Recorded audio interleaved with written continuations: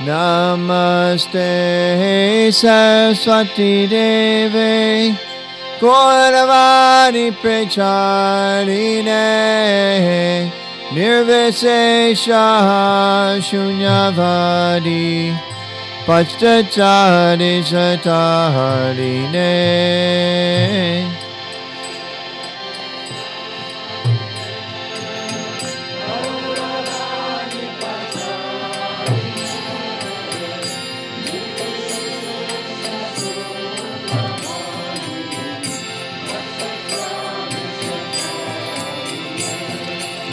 Shri Krishna Chaitanya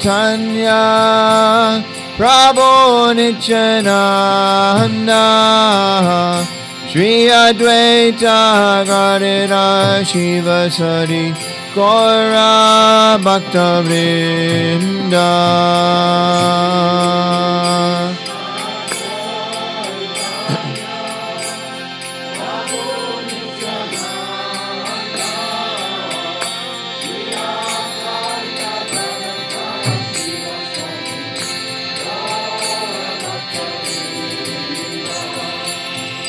Shri Krishna Chaitanya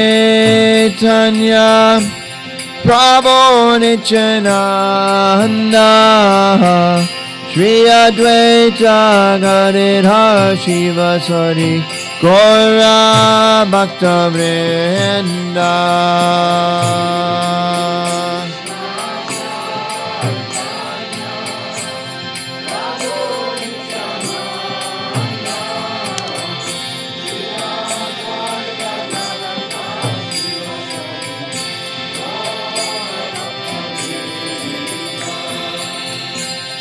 Shri Krishna Chaitanya Prabhu Nityananda Shri Advaita Gadadhar Shivasari Gaura Bhakta Vrinda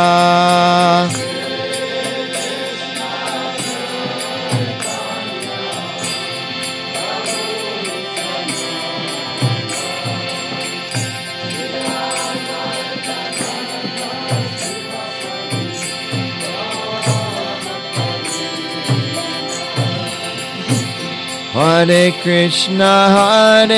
Krishna, Krishna Krishna, Hare Hare, Hare Rama, Rama Rama, Hare Hare.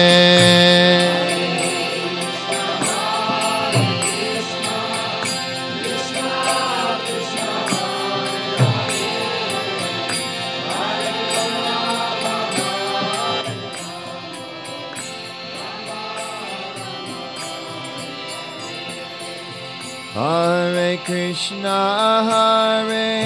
Krishna, Krishna Krishna, Hare Hare, Hare Rama, Rama Rama, Hare Hare.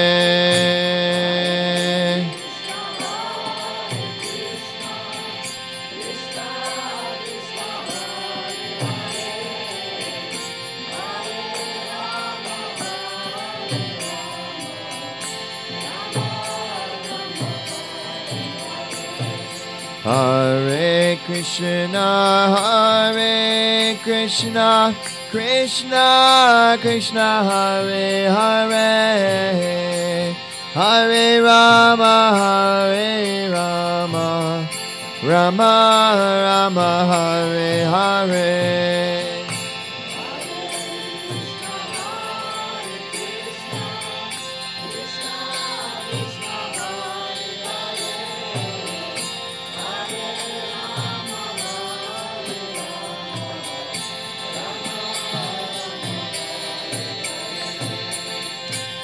Hare Krishna,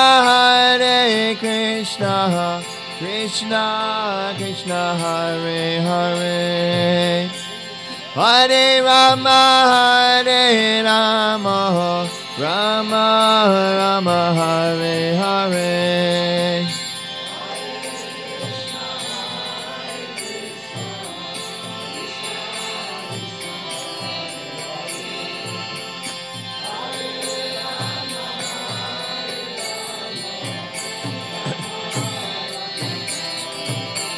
Hare Krishna, Krishna Krishna, Hare Hare, Hare Rama, Rama Rama, Hare Hare.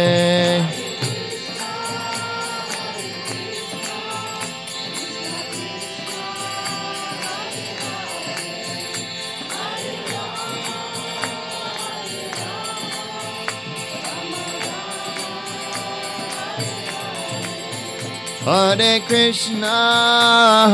Krishna, Krishna Krishna, Hare Hare, Hare Rama, Rama Rama, Hare Hare.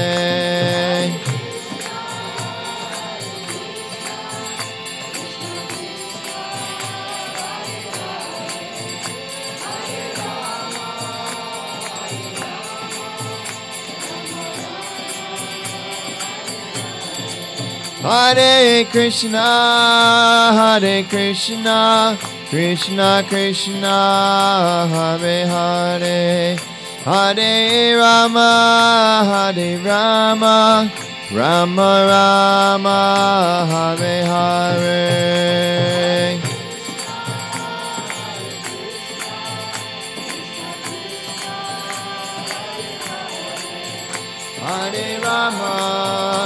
Hare Rama, Rama Rama, Hare Hare, Hare Krishna,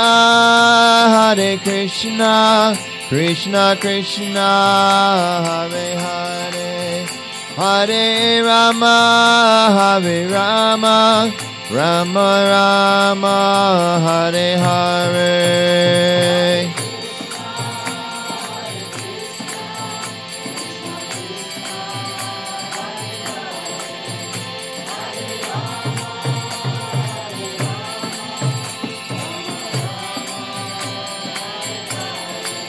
Hare Krishna,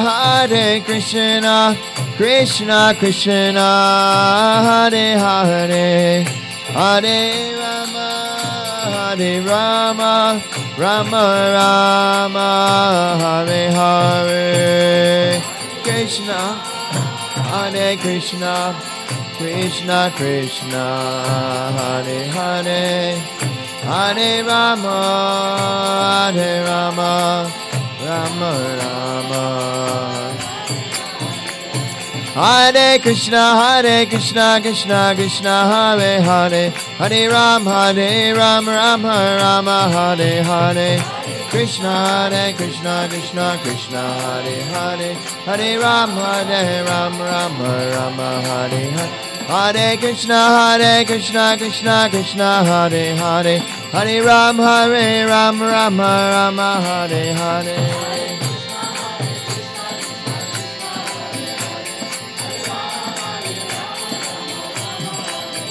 Hare Krishna, Krishna Hare Hare, Hare Rama, Rama Hare Hare.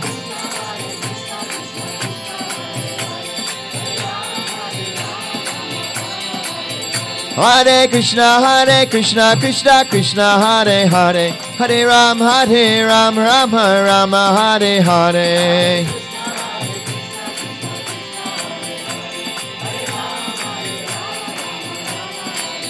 Hare Krishna, Krishna Hare Hare, Hare Ram, Rama Hare Hare.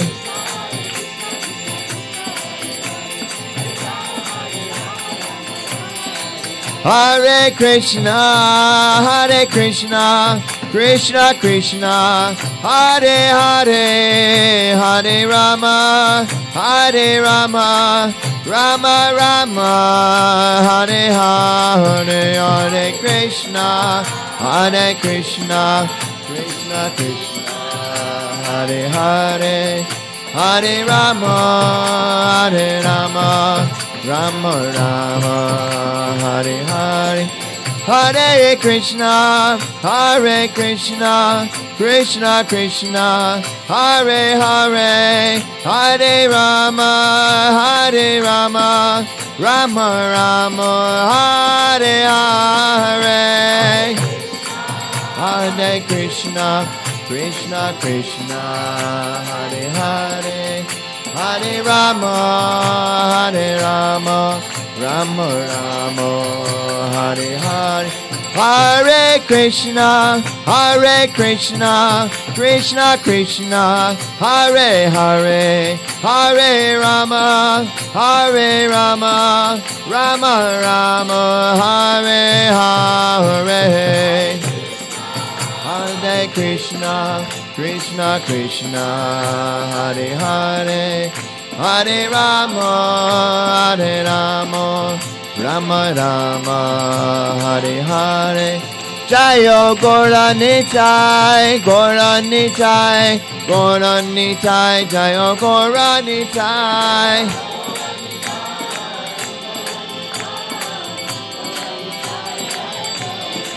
Jayo Prabhupada, Prabhupada, Prabhupada, Jayo Prabhupada.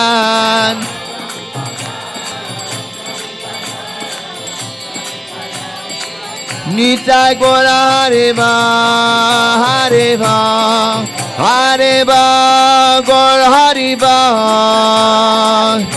Haribo, Haribo. Nitai Gora Hariva, Hariva, Hariva, Gora Hariva.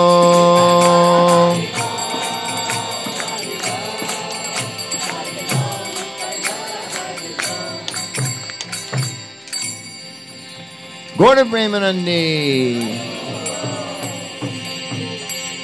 Jayom Vishnu Pada Paramahamsa Prevarajikacharya Asto Tarasada Shri Srimad Divine Grace A.C. Bhaktivedanta Swami Srila Prabhupada Ki Jai. Jayom Vishnu Pada Paramahamsa Prevarajikacharya Asto Tarasada Shri Srimad Divine Grace Srila Bhaktivedanta Saraswati Goswami Maharaj Prabhupada Ki Jai. Ananta Goti Vaishnav Vrinda Ki Jai. ISKCON BBT founder Acharya Srila Prabhupada Ki Jai. Namacharya Haridas Thakur Ki Jai.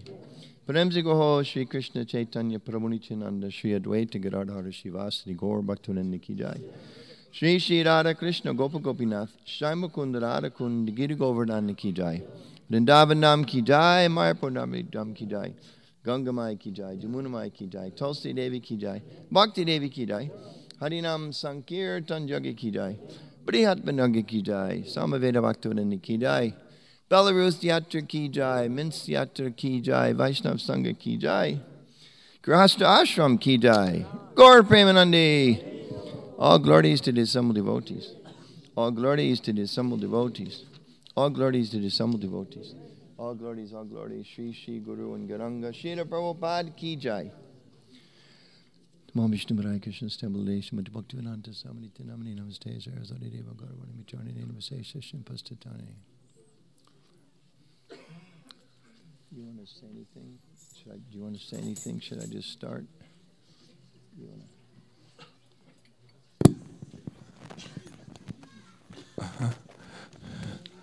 Thank you.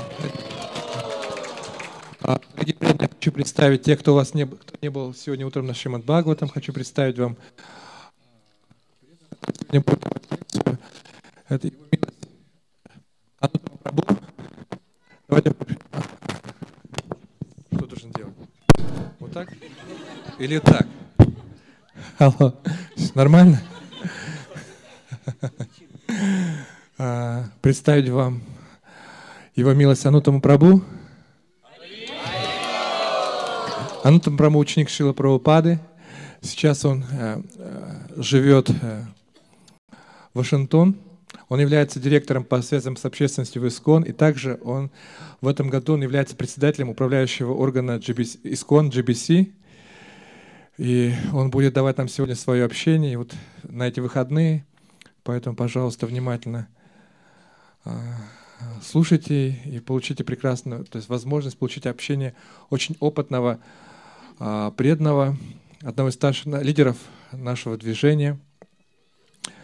И как раз вот я попросил его, чтобы он сегодняшний вечер, вечернюю лекцию посвятил грихастха ашраму, о том, как сделать успешным семейную жизнь сознания Кришны. Харе Кришна. Хари Бол.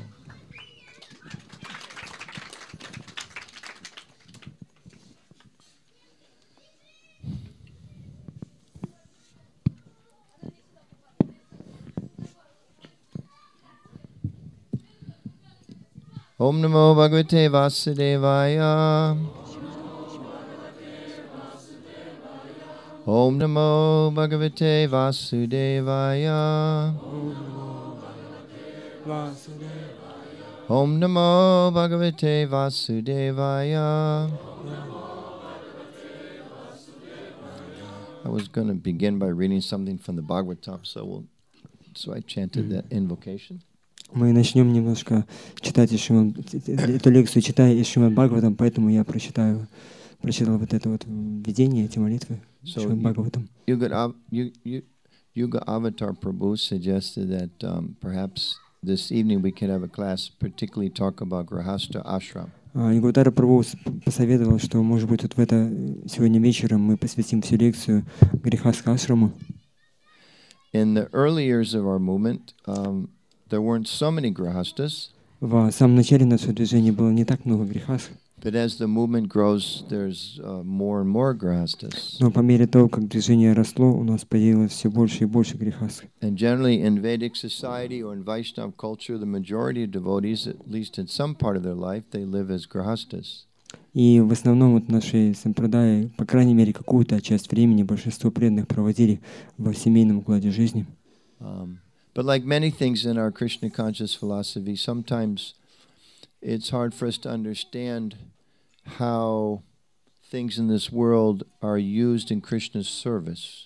И как многие вещи в нашем движении, часто бывает трудно понять, как вот можно какие-то определенные вещи задействовать в сознании, в служении Кришне. We all bring different conceptions of life and habits from our past into our Krishna conscious experience. В нашу практику сознания Кришны, опыт сознания Кришны мы привносим те привычки и те мотивы, те шаблоны поведения, которыми мы пользовались в нашей предыдущей жизни. So consequently, some of us maybe, due to our karma, maybe we came from a very happy family.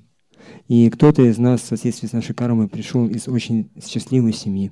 So we think family life's a very nice thing. И мы считаем, что семейная жизнь — это очень хорошая вещь. Some of us may have come from a background where our family experience wasn't a very happy one. Our parents weren't very happy. У кого-то из нас было прошлое, в котором семейная жизнь была не очень счастливой, потому что родители, они не были счастливы, живя между собой. So we bring that conception into spiritual life, what our experience was. И вот именно этот опыт, эту концепцию мы привносим в нашу духовную жизнь. And naturally, whatever kind of role models our parents set, we tend to think that's the way parents are supposed to be. That's the way husband and wives are supposed to be. И вот именно те ролевые модели или модели поведения, которые нам заложили в нашей жизни наши родители, мы вот принимаем, мы считаем, что именно так надо вести себя в качестве родителей в нашей практике. And sometimes it's natural when we first become devotees, we look to the Shastra or older devotees to give us some insight on these kind of things. И естественно, когда мы становимся преданными, естественно для нас смотреть на те примеры, которые нам привозят священные писания, шастры и более опытные преданные. But we all know that Prabhupada wrote dozens of books. Но мы знаем, что Шрила Прабхупада написал много-много книг. Thousands of lectures. Прочитал тысячи лекций. Hundreds of thousands of pages of things that Prabhupada wrote and said. Есть сотни тысяч вообще страниц того, что Шрила Прабхупада написал и рассказал и говорил в своих беседах. And sometimes we have a tendency to take one part of what Prabhupada said, but we don't know or we don't think about other parts that Prabhupada said. И у нас есть тенденция брать какую-то одну часть того, что говорил Шрила Прабхупада, не принимая во внимание другие его утверждения. So sometimes we don't have a very balanced or full or mature view of Krishna consciousness. И поэтому наше видение сознания Кришны не слишком сбалансированное или зрелое. So part of our purpose tonight is to explore some of the the instructions from Prabhupada about family life, how to spiritualize our family life. И часть нашей сегодняшней лекции будут наставления Шри Прабхупады касательно того, как мы можем задействовать и одухотворить нашу семейную жизнь. And we'll look at some verses where Prabhupada seems to say very different things. Мы нашли стихи, в котором Шри Прабхупада, казалось бы, говорит о полностью противоположных вещах. And not just Prabhupada, from other great sages in the Shastras. И не только Прабхупада, а великие мудрецы в священных писаниях. And we'll try to understand how to see what's the deeper meaning behind these different, very different instructions. И мы постараемся понять глубинный, сокровенный смысл этих, казалось бы, противоречивых наставлений. And I'll also read some things and share some things by, there's a group of devotees called the Grihastha Vision Team. И я прочитаю то, что также использую материалы, которые были разработаны группой преданных, которые работают над грихастхашем. То есть это команда разработки концепции грихастхашема. Senior ISKCON devotees. Это старшие преданные ISKCON. Who have PhDs in family sociology, studying families' life. Которые имеют научные степени в семейной психологии, которые изучают семейную жизнь. Some of them have master's degrees, higher graduate degrees in counseling and family therapy. У некоторых из них есть докторские диссертации в сфере как помощи семейным людям, да, то есть семейного консультирования. And I'll share some highlights from what they put together as part of they have a 2-day and a 4-day actually full course on healthy spiritual family life. И вот они разработали целый курс, есть 2-дневный курс, есть 4-дневный курс, который называется «Здоровая семейная жизнь». And I was about to explain why I'm qualified to sit here and speak to you about this topic. Я уже собирался объяснить вам, почему я квалифицирован сидеть здесь на висасане и рассказывать вам на эту тему. And it's kind of a little joke I was going to say because I remember when my wedding anniversary was. It's on such and such a date. И это своего рода шутка, потому что я вспомнил о том, что годовщина моей свадьбы, она была на какой-то определенный день. And as I was about to say that, my mind said, "Are you sure that's the day?" И я собирался уже это сказать, но мой ум мне сказал: а ты вообще уверен, что это именно этот день? So I may be totally disqualified to speak on this topic. И, может быть, я полностью дисквалифицирован говорить на эту тему. But I'll try. Но я постараюсь. I can say that I have some qualification to speak on this topic because I've been married for about 27 years. И я как бы могу сказать, что у меня есть определенная квалификация говорить на эту тему, потому что я прожил в семейном укладе жизни 27 лет. But if I was perfectly honest, I would have to say that's not at all testimony to my qualifications. Ну, я должен честно признаться, что это не является как критерием моей собственной квалификации. It's a testimony to my wife's qualifications. Это скорее признание квалификации моей жены. That she stayed with me for 27 years is not my credit at all. Что она выжила вместе со мной, осталась со мной в течение 27 лет. But she's not here, so I'll try to say what I can. Ну, ее здесь нет, поэтому я постараюсь сказать, по крайней мере, то, что я смогу. We'll have some discussion. И потом будут вопросы, можно будет Okay, so first, some interesting quotes from the Shastra.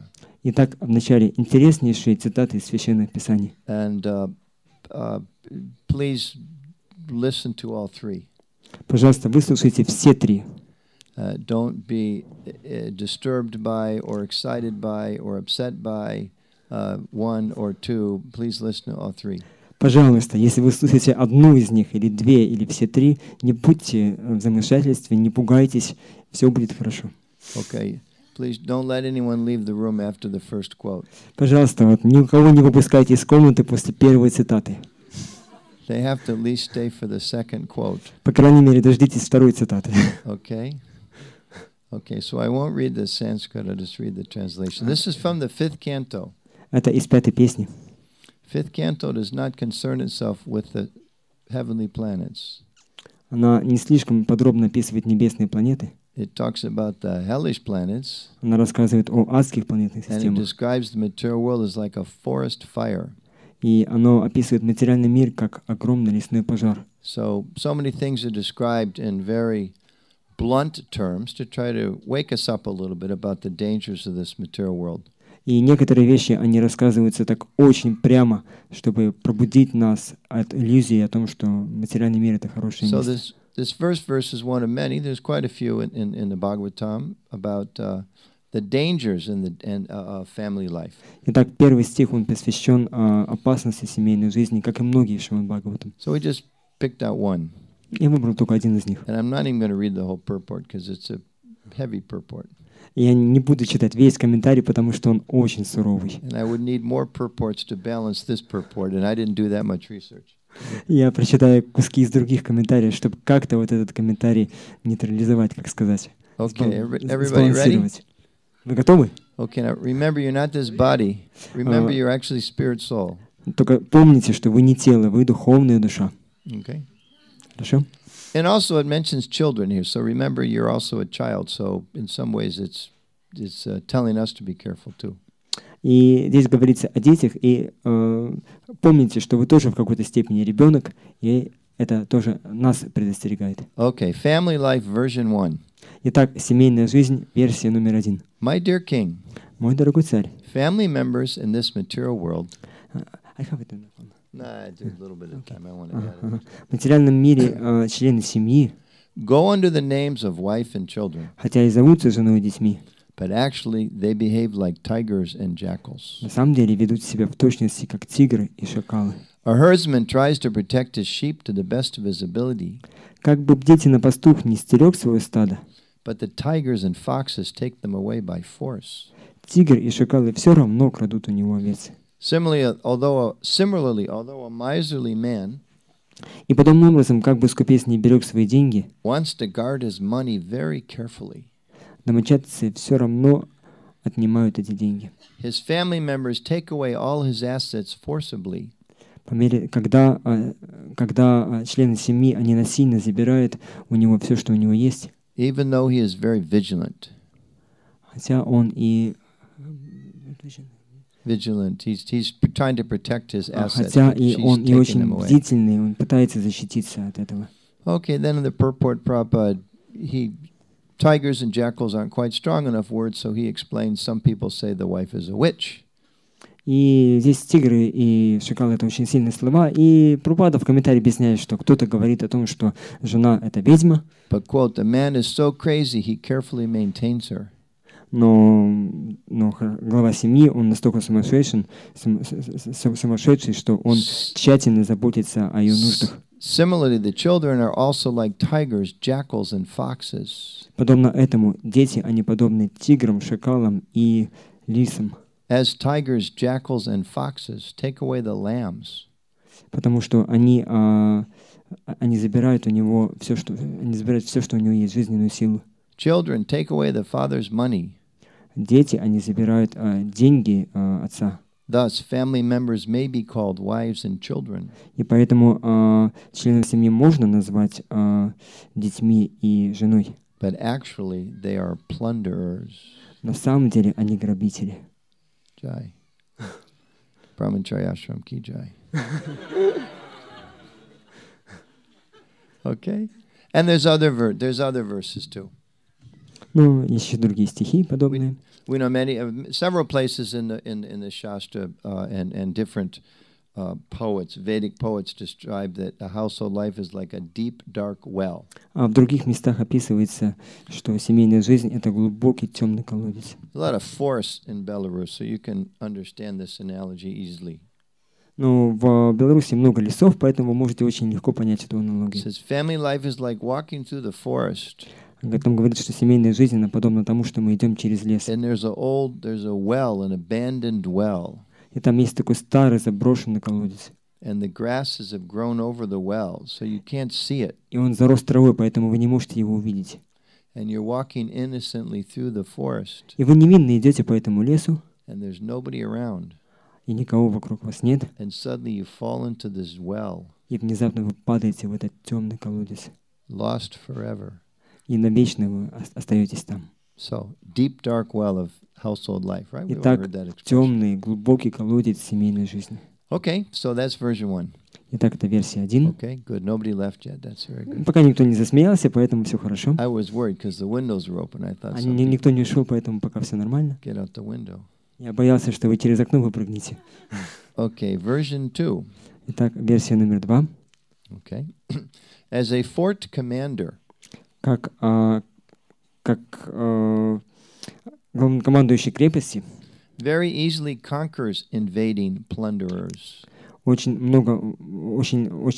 с легкостью может победить разных разбойников и грабителей. By taking shelter of a wife, Приняв прибежище у жены, one can conquer the senses, человек может покорить свои чувства, which are unconquerable in the other social orders. которые невозможно покорить в других социальных укладах жизни. Of the four orders of human society, И в комментарии среди 4 укладов человеческой жизни brahmachari, grihastha, vanaprastha, and sannyasi, брамачари, грихастхи, ванапрастхи и саньяси, the householder is on the safe side. домохозяин находится на безопасной стороне. The bodily senses are considered plunderers of the fort of the body.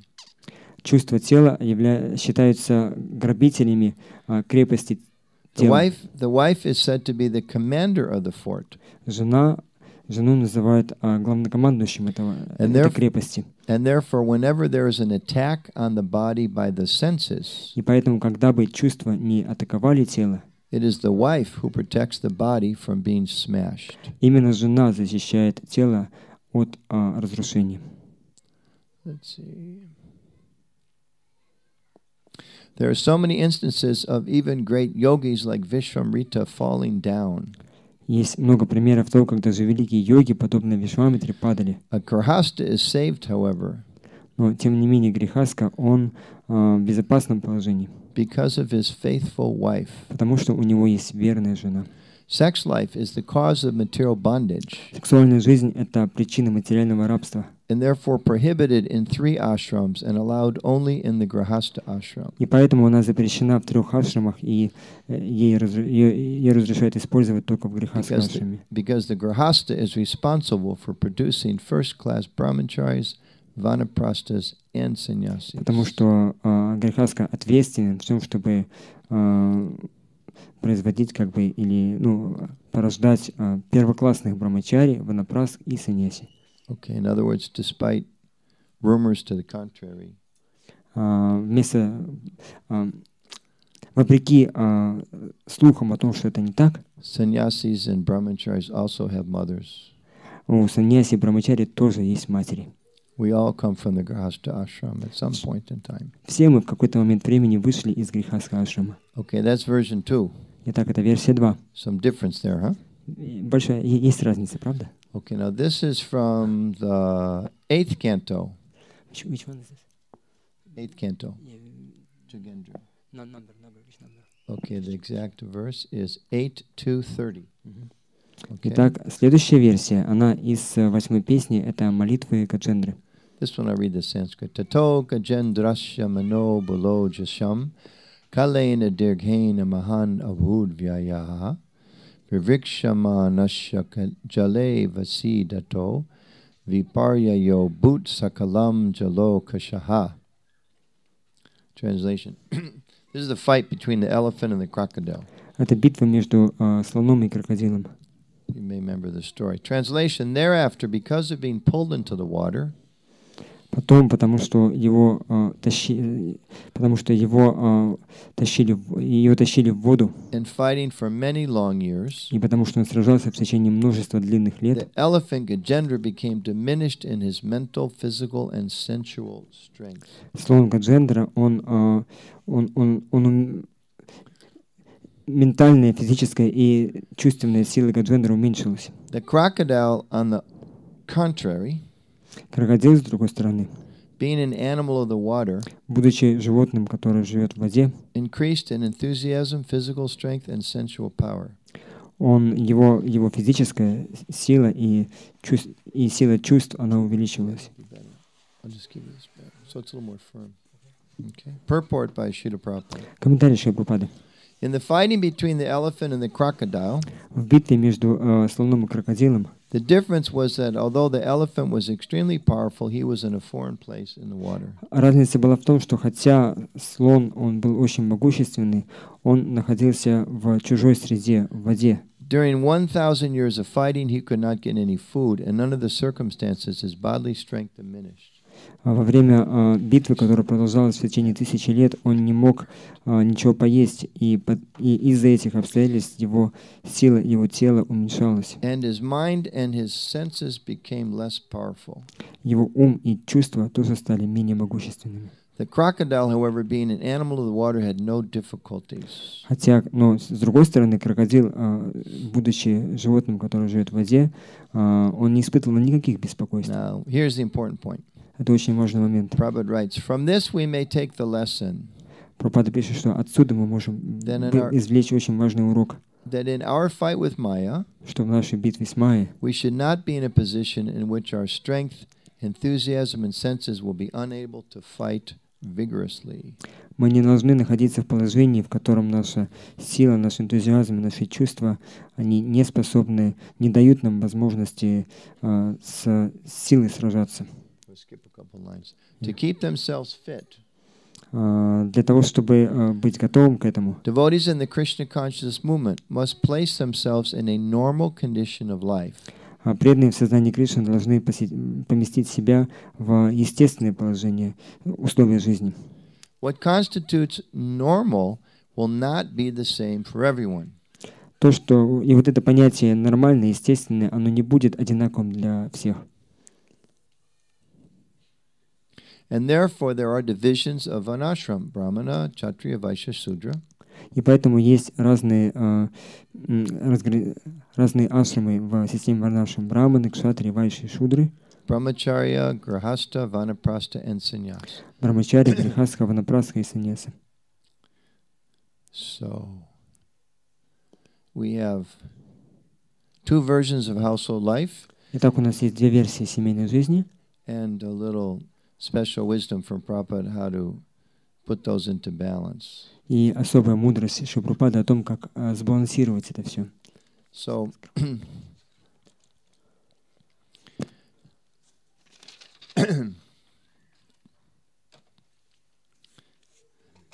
any questions on that so far? Есть ли какие-то вопросы по тому, что мы сейчас прочитали? Yes, Prabhu. And you don't have to reveal if you are in a deep dark well or in a fortress. That's between you and Krishna. Вы рассказали про специальную группу, которая занимается этими семинарами, а эти семинары доступны, может быть?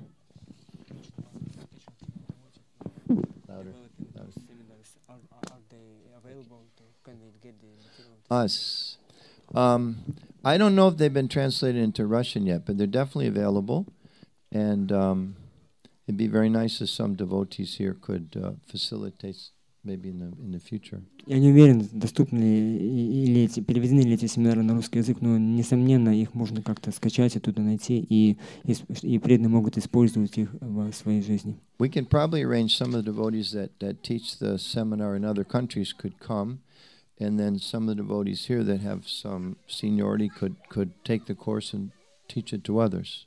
Мы можем, скорее всего, строить так, чтобы этот курс учили в какой-то, может быть, преподавали в какой-то другой стране, и кто-то из нас может туда поехать и пройти этот курс и потом преподавать его здесь. Any devotees here that have taken the ISKCON Teacher Training 1 or Teacher Training 2? Есть здесь преданные, которые проходили курс обучения преподавателей номер 1, номер 2?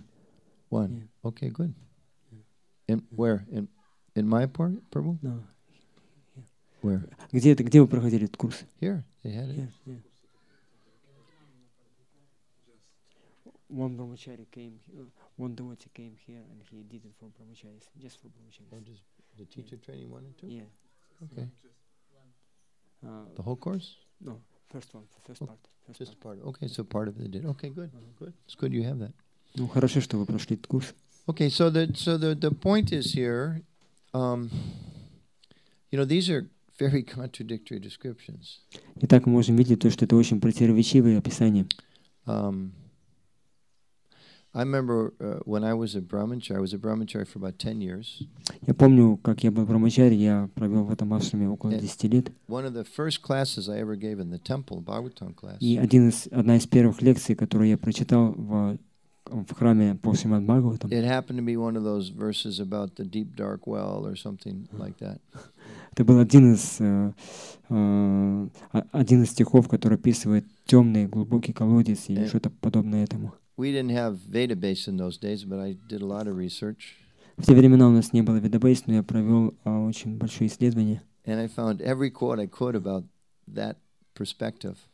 И я нашел много-много цитат, которые описывают это все вот именно с этой точки зрения. Because I was a brahmachari and I thought it was my duty to enlighten the householders about their fallen position. И поскольку я был брамачари, я считал, что это моя обязанность просвещать грехастха касательно их падшего положения. But afterwards, the temple president approached me. Но после этого ко мне обратился президент храма. He was very kind. Он был очень добр. He said, "You did some good research there." Он сказал, что ты провел очень хорошее исследование. But how do you think the householders and the ladies felt? Sorry? How do you think the householders and the Matajis felt from your class? Ну как ты посчитал, вот, как ты считаешь, что почувствовали домохозяева и матуши, когда они послушали твою лекцию? So I realized what was the purpose of my class? Was it to try to inspire the devotees in Krishna consciousness, or to flatter myself for my 18 months of sacrifice in the brahmachari ashram at that point? И я подумал, о чем был вообще смысл моей лекции? Вдохновить людей на практику сознания Кришны или же просто польстить самому себе, вдохновить самого себя за 18 месяцев жертв, которые я проведя в брамачари ашраме. In other words, I wasn't being very mature and I wasn't giving a balanced presentation of the topic. Другими словами, я не был зрелым преданным и не смог дать такую сбалансированную презентацию этой темы. Because, as Prabhupada is mentioning, grihastha life is an ashram. Потому что, как Шрила он описывает, жизнь грихастхи — это ашрам. It's a place of spiritual shelter. Это место, где мы принимаем духовное прибежище.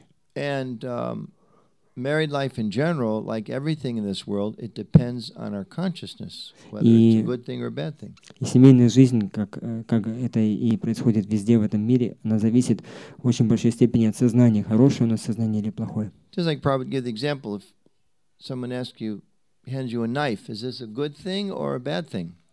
Как, например, кто-то покажет вам, вы можете кого-то попросить, чтобы тот дал вам нож, и вот это хорошая вещь или плохая вещь? In the hands of a surgeon, it's a magical instrument. В руках хирурга это волшебный инструмент. It can save lives. Он может спасать жизни. It's a wonderful thing. Это удивительная вещь. But if you put the same knife in the hand of some crazy person, но если этот тот же самый нож будет находиться в руках какого-то сумасшедшего человека, it can wreak havoc. То он может все разрушить. So everything in this world is like that. И все в этом мире подобно этому. You know, like Prabhupada said, we use the microphone to glorify Krishna. Как Прабхупада говорил, что мы используем микрофон для того, чтобы прославлять Кришну. But it's 7:30 Saturday night. Но сегодня суббота вечер, 7:30. People all over town getting their microphones ready to broadcast very loudly. И люди по всему городу, они тоже держат наготове микрофоны, чтобы очень громко проповедовать. Bars and pubs and parties all over town, they're testing their equipment right at this very minute. Очень много разных каких-то таких, вечеринок и так далее, вот в разных местах, где люди пытаются гулять, они уже наготове держат свои микрофоны. Getting ready to fill the room with sound that won't elevate people's consciousness. И наполнить комнаты звуками, которые не возвысят сознание людей. So the point is, grihastha life, or married life, it depends on our consciousness, like everything else in this world. И смысл в том, что семейная жизнь, она очень зависит от нашего сознания, как и все в этом мире. If one's in the right consciousness, it is a fortress of spiritual progress. Если человек находится в хорошем сознании, то это крепость, которая поможет нам духовно прогрессировать. If one's in the wrong consciousness, then it can be like a deep, dark well. It's easy to forget Krishna and the whole purpose of life. Если мы в плохом сознании, то это будет темный, глубокий колодец, в котором мы забудем и о Кришне, и о высшем смысле жизни. And we know very well that in our tradition, that renunciation or giving up the things of this world, the sensual, bodily things of this world, is highly praised. И мы знаем о том, что в наших священных писаниях очень прославляется отречение от мира, отказ от всех тех вещей, которые усиливают нашу телесную концепцию жизни. But we also know so many of the greatest acharyas in our line, they were grihastas. Но мы также знаем, что множество из великих ачарьев нашей линии цепи, они были грихастхами. Srila Prabhupada was a grihasta. Шрила был грихастхой. And Bhaktivinoda Thakur was a grihasta. Бхактивинода Такур был грихастхой. And of the 12 Mahajans, a large number are grihastas. И среди 12 махаджан очень много являются грихастхами. More than half, I think. Maybe. Больше половины. Свемпур, Нардак, Шампур, Каумарам, Чалу, Манух. Maybe just at least half, right? At least half. Yeah, at least half, maybe more than half. По крайней мере, больше половины, по крайней мере, половина, может, больше половины. And those are the greatest authorities in our line on spiritual life in the universe. Это величайшие авторитеты в нашей жизни и в делах всей Вселенной. So does that mean they were living in a deep, dark well? И означает ли это, что они тоже жили в темном, глубоком колодце, Were their wives witches? где их жены были ведьмами, Their children were jackals and foxes? а дети были лисами и шакалами? No, of course not. Ну, конечно же, нет. But the Shastra is very clear that if one's not careful in the wrong consciousness, that household life, married life can be like that. Но шастры очень ясно объясняют, что если человек будет не в правильном сознании, то семейная жизнь, она может в это превратиться. So the question is,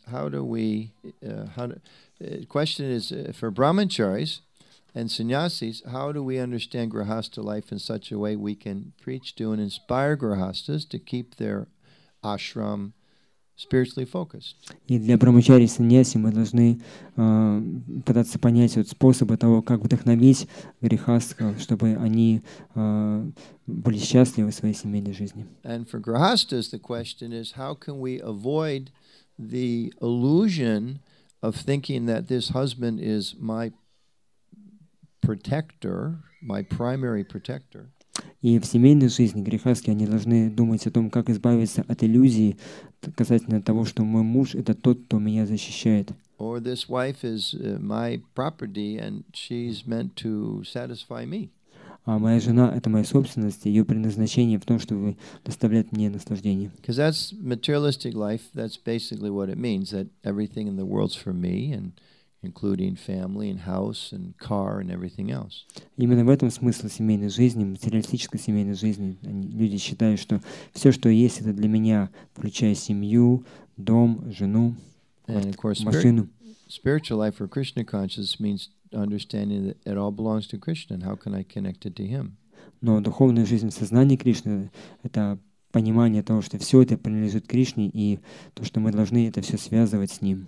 There's a beautiful prayer from Bhaktivinoda Thakur that maybe some of you know. I didn't have time to look it up. Есть замечательная молитва, которую написал Бхактивинода Такур. Я, к сожалению, не мог ее более подробно просмотреть.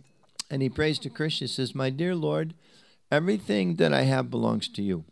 Он молится Кришне: «Дорогой Господь, все, что у меня есть, принадлежит Тебе.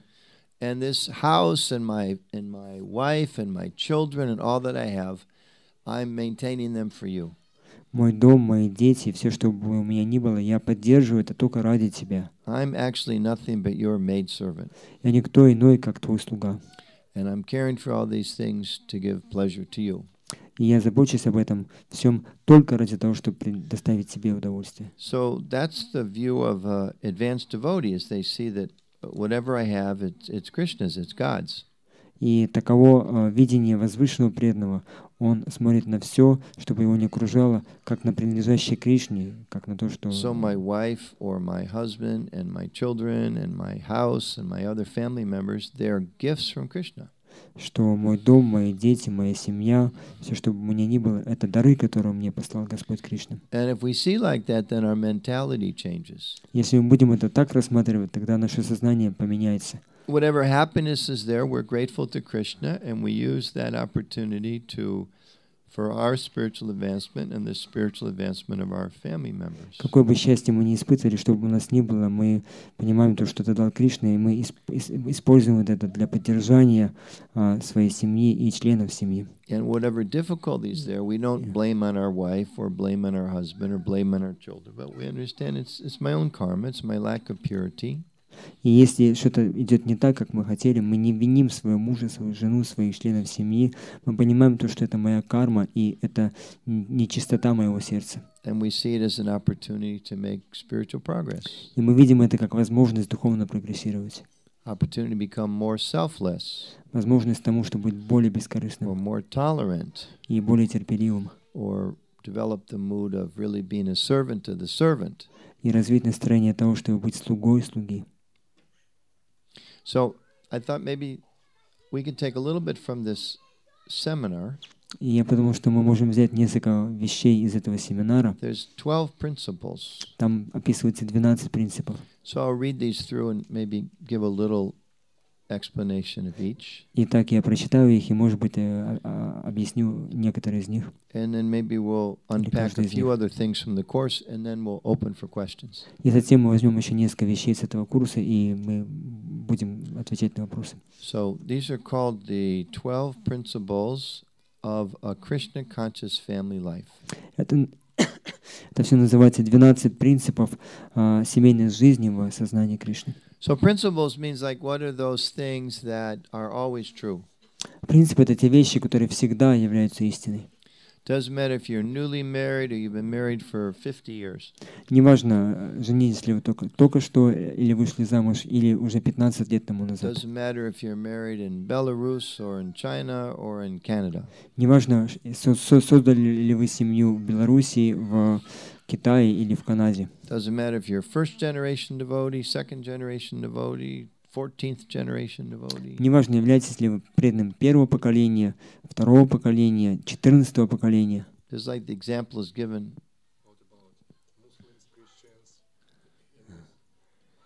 Actually, can you repeat this? А как насчет мусульман, христиан, индусов? One of the senior Vaishnavis that helped put together this course. Одна из старших вайшнави, которая помогла нам составить этот курс. Main leader of the Grihastha vision team. Она является главным лидером вот этой группы видения грихастха ашрама. Her husband's Muslim. А муж ее, он мусульманин. Yeah, very nice man. Очень хороший человек. We can maybe talk about that later. That brings its own challenges. Может быть, мы поговорим об этом попозже, потому что это описывает те проблемы, которые могут всплыть. Но почему бы и нет? Okay. Okay, because one of the challenges that often comes is either the husband or the wife is more Krishna conscious. И одна из проблем, которые могут возникать, это то, что либо муж, либо жена, они более осознающие Кришну. Или, по крайней мере, более серьезные в своей практике, в своей духовной жизни. So, okay, so we'll go through these first. Principle 1, alignment with Srila Prabhupada. И первый принцип — это согласование со Шрилой Прабхупадой. So, that's kind of the foundation of everything we do in Krishna consciousness. Это основа всего, что бы мы ни делали в сознании Кришны. Is we have to make sure that our home is the main guide of our family life is Prabhupada. Мы должны понимать о том, что для нашего дома, для нашей семьи главным руководителем, гидом является Шрила Прабхупада. So therefore, when Prabhupada says that, if a wife is materialistic, too materialistic, she becomes like a witch. И поэтому, когда Прабхупада говорит, что если жена становится очень материалистичной, она превращается в ведьму. Or if man thinks his wife is meant for his sense gratification, then he's fallen. А если муж считает, что жена предназначена для наслаждения его чувств, то он становится падшим. We have to think, okay, I have some responsibility here. Prabhupada's told me I can't be like an ordinary man or woman. I've got some duties here in relationship to my family. И поэтому мы должны понимать, что Прабхупада это сказал, и у меня есть определенная ответственность в том, чтобы не вести себя подобно обычному материалистичному мужу или жене и правильно исполнять свои обязанности. And like everything, Prabhupada emphasized the purpose of our family is to serve Krishna. И как и все, чтобы он не говорил, Прабхупада подчеркивал, что цель нашей семьи — это служить Кришне. How we do that varies from family to family. We're all individuals. И как мы это будем делать, будет уже зависеть от семьи к семье, потому что мы все индивидуальности, личности. But the main thing is those relationships are a chance to make spiritual progress. Но смысл в том, что эти отношения, они предназначены, чтобы помочь нам духовно прогрессировать. So that's the second principle. Итак, это второй принцип. Spiritual growth and progress. Духовный рост и прогресс. That's an essential thing that always has to be there and should guide our decisions in our family life. Это очень важный момент, который должен влиять на те решения, которые мы принимаем в семейной жизни. As much as possible, we should make decisions and have a goal, spiritual progress. Как насколько возможно, мы должны принимать такие решения, которые помогут нам достичь цели духовного прогресса. Now, an interesting fact about spiritual progress. Интересный факт касательно нашего духовного прогресса. Sometimes we think it's like, we're climbing the mountain of Krishna consciousness. Это такое представление, что мы взбираемся на гору сознания Кришны. So we're going to start out on this path. Мы встаем на этот путь. And every day we're going to go one step closer and one step higher. И каждый день будет все ближе и все выше и еще выше. Steady and consistent, right to Krishna's lotus feet. И вот так вот, если мы будем стабильно и последовательно идти, то мы дойдем до лотосных стоп Кришны. And of course, we know any of us that have been here for a week or more. И мы понимаем то, что большинство из нас уже больше, чем неделю практикует. We know it doesn't go like that. И мы понимаем то, что обычно так не It бывает. goes like this. Всегда есть подъемы и спады. Yes? Правда? Isn't it? So, when we talk of spiritual growth and progress, that means steady endeavor. И когда мы говорим о духовном росте и прогрессе, это значит постоянное, непрестанное усилие, doing the best we can, стабильные усилия, делаем то, что можно, keeping our насколько eyes on the возможно. goal. И мы сохраняем видение цели. You were speaking about that, Vaninath Vasu, Вы об the этом other day. говорили, Ванинат Вас. Keeping our eyes on the goal. То, что держать цели, Third помнить о principle, цели. И третий принцип, very important. очень важный. And we have to be very careful we don't bring our materialistic misconceptions. Мы должны быть очень осторожны, чтобы не привносить свои материальные неправильные представления. Number 3, spiritual equality Духовное равенство and material difference. и материальное различие. So there's no doubt men's bodies and women's bodies are different. Нету сомнений в том, что тело мужчины и тело женщины отличаются. In some ways, our psychology is very different. Психология мужчины и женщины очень отличаются. I have some friends in America who are monks, Christian monks. У меня есть в Америке друзья, которые являются христианскими монахами. And we also know some women that are Christian nuns.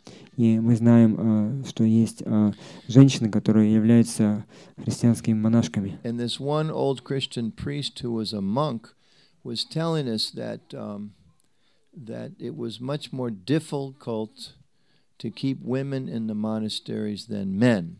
И вот один очень опытный старый христианский священник, он признался о том, что гораздо сложнее сохранять женщин монашками, чем мужчин. And we asked him why. И мы спросили его, почему? He said because women are more social. Он ответил, что женщины, они более социальные. They need strong relationships. Им нужны сильные отношения.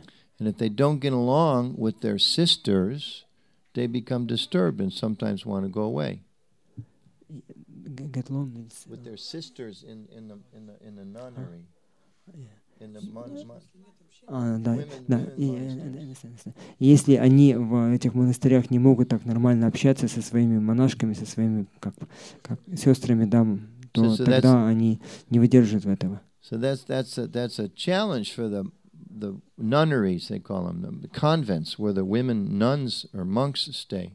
И это проблема, как убедить, как заставить, как сказать, как побудить их в том, чтобы они оставались монашками. If they don't get along, they go away. Если они не могут так вот общаться, то они уходят. He said, men, it's much easier. А он говорит, что для мужчин это гораздо He проще. said, if we don't like each other, we just ignore each other. Он говорит, что если нам не нравится кто-то, мы его начинаем просто игнорировать. So this was his wisdom of being a monk for 50 years. это его мудрость того, вот как он прожил монахом в течение 50 лет. He's saying the men, he said he lived in a place with like 15 men. He said sometimes we don't talk to each other for a week. Он жил в месте, где вместе с ним было 15 мужчин, и он говорит, что мы с ними неделями, с некоторыми мы неделями не The разговариваем. women, they have a different mentality. They need to talk to each other. Но у женщин другое настроение, им нужно друг с другом говорить. So we have some differences. Итак, у нас есть различия. You know, obvious ones. You know, women have babies, men don't.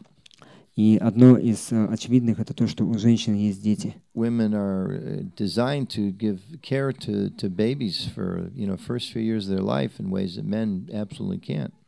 Женщины, они созданы для того, чтобы заботиться о детях в течение первых нескольких лет их жизни. Мужчины, они другие. Generally, men are physically stronger. Обычно мужчина он физически более сильный. And, you know, so many different differences that are between men and women. Есть много различий между мужчиной и женщиной. I have one woman friend, Vaishnavi friend, who's a senior devotee. У меня есть один друг, как подруга, как сказать, Вайшнави, который является старшей преданной. She works closely with men and women devotees. She's like able to do that, to work as like a team member with men and women. Она способна работать в команде как с мужчинами, так и с женщинами, с мужчинами преданными и женщинами. And I asked her a few years ago, I said, how is it that you seem to work well with the men and the women? You know, some people have skills to work with women, but not men so much, but you seem to be able to do both. Я спросил ее, как у вас получается работать одновременно и с мужчинами и с женщинами, потому что обычно кому-то легче с мужчинами удается, кому-то с женщинами. She said it's really easy. Она сказала, это очень просто. She said, when I'm talking to women, когда я разговариваю с женщинами, make sure you translate this right. When I'm talking to the women, когда я разговариваю с женщинами, I ask them, what do you feel about that? Я спрашиваю их, а вот что вы об этом чувствуете? Okay. When I talk to the men, когда я говорю с мужчинами, I ask them, what do you think about that? Что вы об этом думаете? Спрашиваю, что вы об этом думаете? And it's a fact. If you ask most men, это факт, если вы спросите большинство мужчин. Можете попробовать после сегодняшней лекции. Спросите какого-то мужчину. Как вам понравился этот класс? Или что вы почувствовали? Если вы хотите, чтобы он побледнел буквально, если вы хотите сбить его с толку,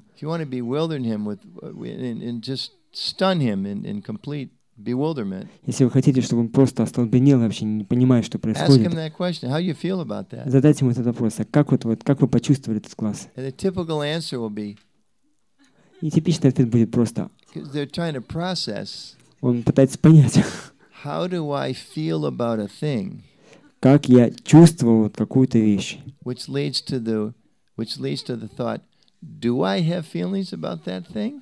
И это приводит к нему мысли вообще, а что я мог вообще что-то почувствовать? Which leads to the thought, if I do, I don't know what they are. И затем следующая мысль, если я что-то чувствую, я не знаю вообще, что это такое. If you ask a lady, how do you feel about that? Если вы женщину спросите, как вы это чувствовали, и начинается сразу взрыв. Isn't it? Не правда ли? I had that experience. I'm not going to name anybody, but I had that experience just the other day in the seminar. Совсем недавно на семинаре у меня был подобный опыт. Processing some of the things we were discussing. Мы там обсуждали одну тему. And I remember I asked one or two of the men, "How do you feel about that?" Я спросил одного или двух мужчин, как вы чувствуете это, что вы об этом чувствуете? And they looked at me with this helpless look on their face. И они посмотрели на меня таким беспомощным взглядом. Like, I don't know. Я не знаю. Then I realized, that was bad teaching. И затем я подумал, я что-то делаю не так. I had to step back and go, what do you think about that? И затем я сделал шаг назад и затем спросил, а что вы об этом думаете? And then so many things came. И там пошел поток. So it's just, as they say sometimes, we're wired differently. И как я говорю, что часто у нас огромная разница. There are differences between men and women. Есть разница между мужчиной и женщиной. But spiritually we're equal. Но с духовной точки зрения мы равны. We're all parts and parcels of Krishna. Все мы частицы Кришны. In the ultimate sense, we're all prakriti, we're all female in the spiritual sense. В конечном смысле этого слова мы пракрити, мы женская природа. We all probably been in this world many, many lives, some of them female, some of them male. Скорее всего, мы провели в этом мире много-много жизней, в одних из которых были мужчинами, в других женщинами. We all have some disadvantages to being in this body, and we all have advantages to being in this body. У нас есть какие-то негативные стороны того, что мы получили именно это тело, и позитивные стороны, что именно это тело. So the third principle is that even though there are material differences in grihastha life, one must enter that ashram understanding spiritually we're equal. И главное это то, что хотя у нас есть разницы в том, что у нас разные тела, и мы в разных телах вошли в семейную жизнь, но с духовной точки зрения мы равны. Okay? Fourth principle out of 12. Четвертый принцип из 12. Positive and realistic vision. Позитивное и реалистичное видение. Sometimes devotees, when they enter the grihastha life, they've only read about the deep dark well. Иногда преданные, когда они входят в семейную жизнь, они до этого читали только о темном глубоком колодце. Not a good mood to enter the household life. Это не самое лучшее настроение того, как можно войти в семейную жизнь. Devotees that are married or going to get married or thinking about getting married, we should understand it's an ashram. И преданные, которые женились или вышли замуж, которые собираются создать семью, которые думают об этом, они должны понимать, что это ашрам. И как мы говорили, что большинство махаджан прошли через этот ашрам. Итак, это очень позитивная вещь. И в то же самое время человек должен понять, что будут и проблемы. Prabhupada said many times it's best if you don't have to get married. Прабхупада много раз говорил, что лучше, если вы не женитесь. Even in the Christian Bible, Saint Paul said the same thing. Better if you don't have to get married. Даже в христианской Библии апостол Павел он говорит о том, что лучше не жениться. So if somebody can stay single and stay celibate and dedicate their life to Krishna, that's easier and is better. И если кто-то может охранить целибат, оставаться так в одиночку, практиковать и серьезно идти по духовному пути, это лучше. Это легче для него. So the realistic vision is to understand that it's an ashram, but there's going to be challenges and there's going to be some problems there that I'm going to have to work out. И реалистичное видение означает, что мы должны понять, что это ашрам, но в этом ашраме будут какие-то проблемы, и мне придется преодолевать эти проблемы. And one very important vision. И одно очень важное видение. Of realistic vision. Реалистичное видение. I'll let everybody in on a secret. Я will tell everyone a secret. Я всем расскажу один секрет касательно семейной жизни. Only if you promise. Только если вы обещаете. I'll tell you this secret, but only if you promise. Но только если вы пообещаете мне. You'll tell it to everyone you know. Что вы расскажете это каждому, кого вы знаете. Okay? Хорошо? You ready? Готовы? The secret is. Секрет в том. Whoever you marry. На ком вы не женились или вышли замуж. Женщины. He will not be like Ram. Он никогда не, то есть женщина, за кого вы не вышли замуж, он не будет таким, как Господь Рамачандра. И, пожалуйста, не ожидайте, что он будет Господом Рамачандрой. А джентльмены, если вы решите жениться, или если вы уже женаты, не ожидайте, что ваша жена будет подобна Сите. Doesn't work like that. Обычно так не получается. He should be Ram Das. Он должен быть Рамдасом. And she should be Sita Dasi. Она должна быть Сита Даси. But we are all conditioned souls and we all have our problems. Но все мы обусловленные души, и у всех у нас есть проблемы. So, realistic vision is that she's not in this world to satisfy me, and I'm not in this world to satisfy her. И реалистичное видение — это то, что я в этом мире не для того, чтобы наслаждать ее, и она в этом мире не для того, чтобы наслаждать меня. But by Krishna's grace, hopefully together we can serve Krishna and please him. Но по милости Кришны вместе, совместно мы можем служить Кришне и доставить ему удовольствие. And of course, because we're servants, we have to serve each other. That's obviously part of it. И поскольку мы слуги, то мы, конечно, должны служить друг другу, поскольку это часть нашего общего служения. But it shouldn't be like Prabhupada says, modern marriage, men and women, they get married because they're attracted to each other. Это не должно быть, как Прабхупада говорит, что современные мужчины и женщины, они женятся или уходят замуж, потому что привлекаются друг к другу. Some modern marriage analysts, they talk about the infatuation phase of marriage. И один из Infatuation. Like when you're infatuated, like madly in love phase. How's that? For lack of a better word. Infatuated means you're overwhelmed with something. You want to desire it so much you can't think of anything else, and like you can be infatuated with a car. That describe that many times when people get married, there's like a 1 or 2 or 3 year period of infatuation. И вот мы не должны ожидать, что наша семейная жизнь, вот как, когда мы входим в нее, и у нас как такое происходит такое полное погружение в это, то есть как такая иллюзия, как сказать, когда мы ничего другого не видим, кроме вот это он или она, и все. So sometimes modern marriage relationships are like that. People, quote, fall in love. И вот обычно вот в материальной жизни вот такие семейные отношения, это то, что люди, они влюбляются, в кавычках. And that feeling lasts for a short period of time. И это чувство, оно уходит через очень короткое время. But then the feelings change and they break up. Но затем эти чувства, они меняются, и они разрушают отношения. And sometimes we all know the breakup is very mean and ugly. И мы знаем о том, что вот эти вот разрывы или разводы бывают очень ужасные или очень такие болезненные. Sometimes they go from loving each other to trying to hurt each other. Иногда вот они только что любили друг друга, и тут они хотят уже причинить друг другу вред. You know, he hires the best lawyer he can to make sure she doesn't get any money at all. Он нанимает самого лучшего юриста, чтобы удостовериться, чтобы сделать так, чтобы она ни копейки не получила. And she hires the best lawyer she can to try to get every penny he's got. И она нанимает лучшего юриста, чтобы вытянуть из него каждую копейку. Nasty. Ужасная вещь происходит. Because there's no spiritual vision. Потому что нет духовного видения. Okay, so we should have a realistic vision. И у нас должно быть реалистичное видение. Positive, this is a good chance for me to make spiritual advancement. Позитивное, потому что это хороший шанс духовно прогрессировать. But realistic, it's going to take some work. It's not like now I've got a wife and haribo, no more dirty socks. И реалистичное, потому что мы понимаем то, что у нас есть жена, и не так, что теперь мне больше ничего не нужно делать. Okay, 5. Mutual respect and appreciation. 5. Это взаимное уважение и почтение. As an essential principle of grihastha life. И благодарность — это как важный принцип жизни грихастхи. Both the husband and the wife have to develop a strong sense of appreciation for each other.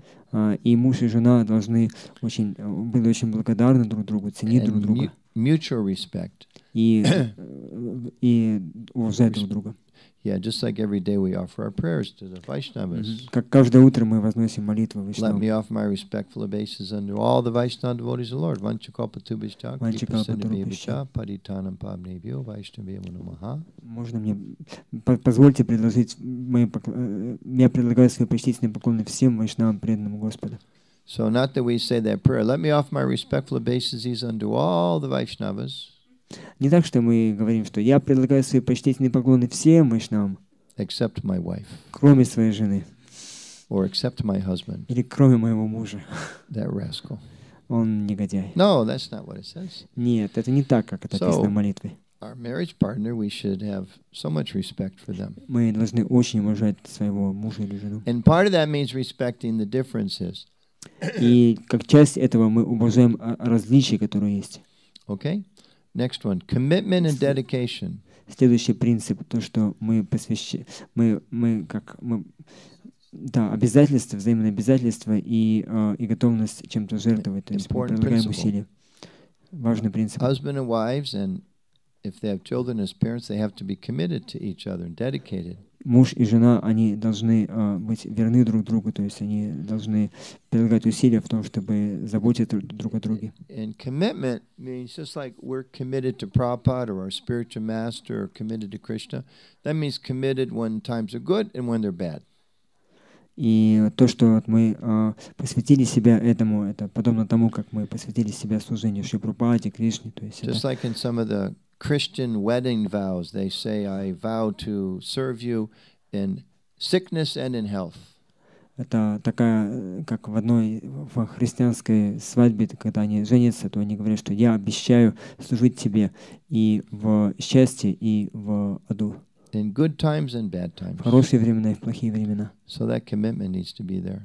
И вот такова должна быть наша решимость и верность. The example is sometimes given of Mahatma Gandhi, И часто приводится пример Махатмы Ганди, whose wife wasn't as committed as he was to social justice. чья жена не была настолько, как он, посвящена как бы борьбе за гражданское право, равноправие. She was from a very high Brahmin family. Она была из очень возвышенной браманической And he семьи. was kind of experimenting with a classless society in his communities. И он вот проводил эксперименты с обществами, которые лишены классов, с Which такими meant особыми общинами, everybody had to do everything, including cleaning the toilets. в котором каждый должен был делать все, включая уборку туалетов. In India in the 1930s and 40s. Это была Индия, 1930-е, 40-е годы. Вот. So between that and a few other things, she wasn't always happy. И вот со всеми остальными вещами, то, что вот он делал, она была счастлива, было нормально. One time they had a very serious fight, argument. Но вот однажды они очень сильно между собой поспорили. Happens in grihastha life. Это происходит в семейной жизни. Sometimes. Some differences are there. Есть разница. So he got very upset with her. И он очень на нее разгневался. And he said, "Go, get out of the house. Он сказал: убирайся из дома. Leave now." Уходи прямо сейчас. So she was very upset. И она вышла из себя. So she walked out of the house. Она ушла из дома. Went to the porch. Она отправилась в парк. Sat down on the steps. Села там на ступеньки. Waited till they both cooled down. Waited until they both calmed down. Она подождала, пока он и она успокоились. Because they both knew, okay, leave, but don't go any further than the porch. Да, и то есть она села на ступенечки, на крылечко, и то есть когда она понимала, что он сказал убирайся, но убирайся означает, что не уходи дальше, чем крыльцо. No question of leaving. Where am I going to go? We're committed. We're married. Какие могут быть вопросы, что выгнать кого-то? То есть мы связаны между собой узами. So in this time of great test in their relationship, и вот в эти моменты, когда наши отношения они подвергаются испытаниям, she went 10 feet outside the door. Она отошла на 10 футов где-то так вот от дома всего. They were dedicated. Потому что она была посвящена Number 7 ему. is very important. И 7-й номер очень важен. Open and honest communications. Открытые и честные отношения. This is a critical skill to be practiced in married life. Это критический навык, который нужно практиковать в семейной жизни. 2 or 3 hours in the course just on communication skills. И вот в нашем курсе там 2 или 3 часа они посвящены полностью этим навыкам взаимоотношений. The first thing I mentioned is for people that may be thinking about getting married or may in the process of getting married. И я одну вещь я скажу, то, что люди они могут думать о том, чтобы создать семью или уже в процессе создания семьи. Very important to talk openly about your expectations and what your goals are. Очень важно сразу поговорить о том, что вы ожидаете друг от друга и какую цель вы ставите перед собой. Sometimes in ISKCON devotees get married and they have very different expectations of married life. Иногда в ISKCON преданные они создают семьи и они совсем по-другому ожидают друг от друга то, что они хотят от семейной жизни. She assumes we're going to get married and we're going to live in the temple and we're going to do book distribution together and we're going to be dedicated to Prabhupada and live simply.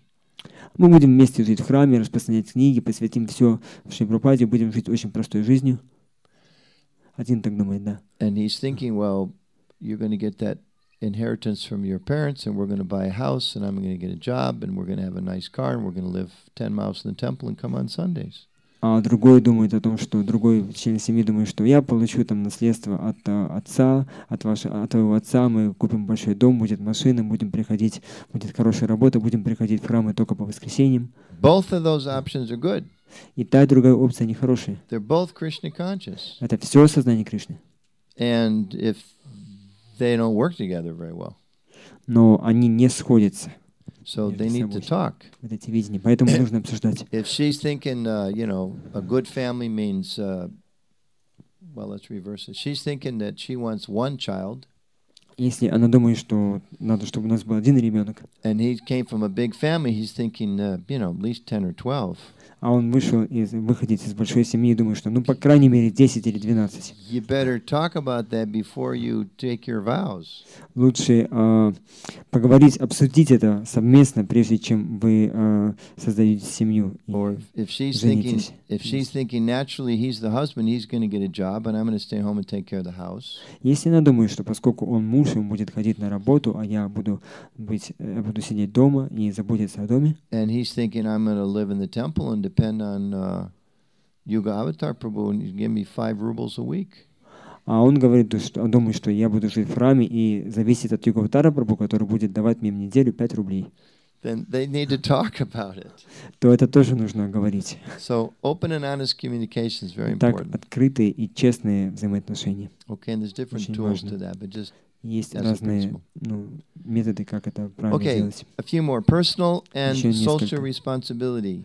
Личные и социальные ответственности. Each member of the marriage is responsible for their own spiritual advancement. Каждый из членов семьи ответственен за свой духовный прогресс. They have to live up to their commitments. Они должны следовать своим обетам. And social responsibility, Prabhupada, we read, Prabhupada said that the grihasthas have to maintain the other 3 ashrams. И социальная ответственность грихастха — это то, что, как Прабхупада писал в комментарии, они должны поддерживать остальные 3 ашрама. So generally grihasthas, they'll have jobs and they have a house, they live in the society.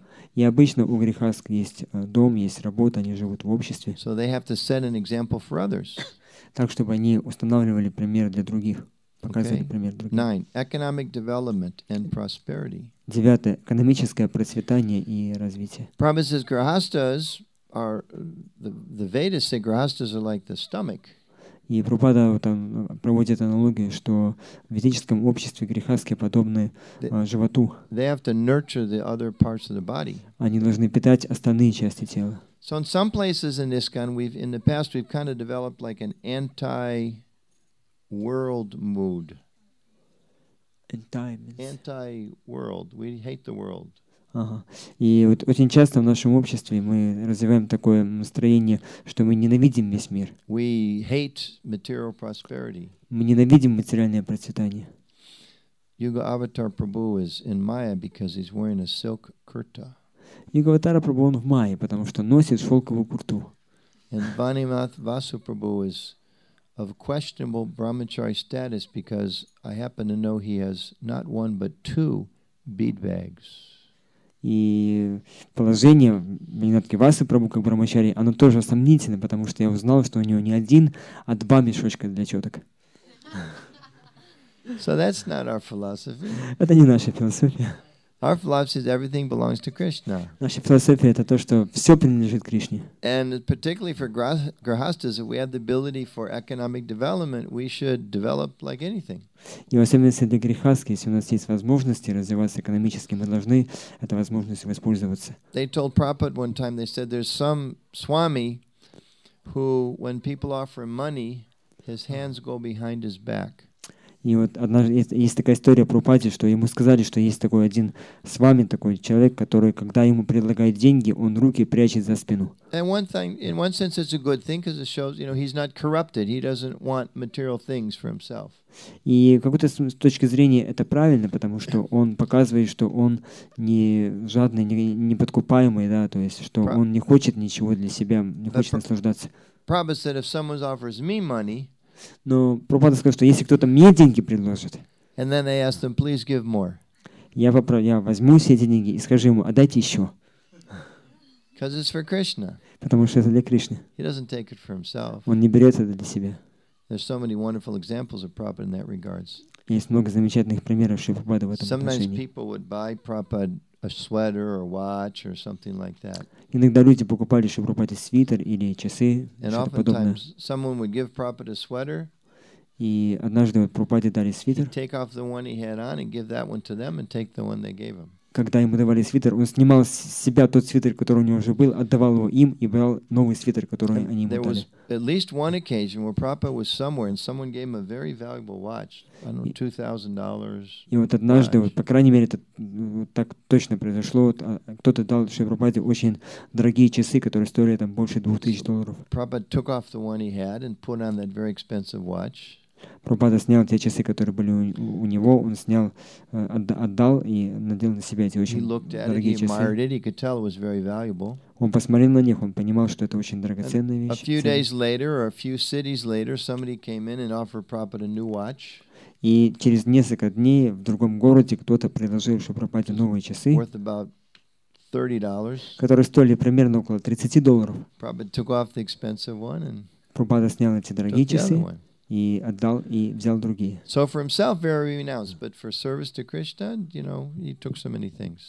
Для себя самого он был отреченный, но для служения Кришне он принимал много разных вещей.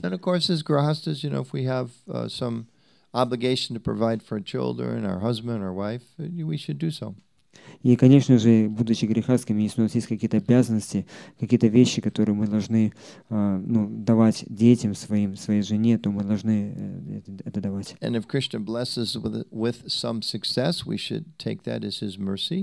Если Кришна благословит нас процветанием, успехом, то мы должны принять это как Его милость. Мы можем жить в комфорте, в этом нету каких-то ограничений.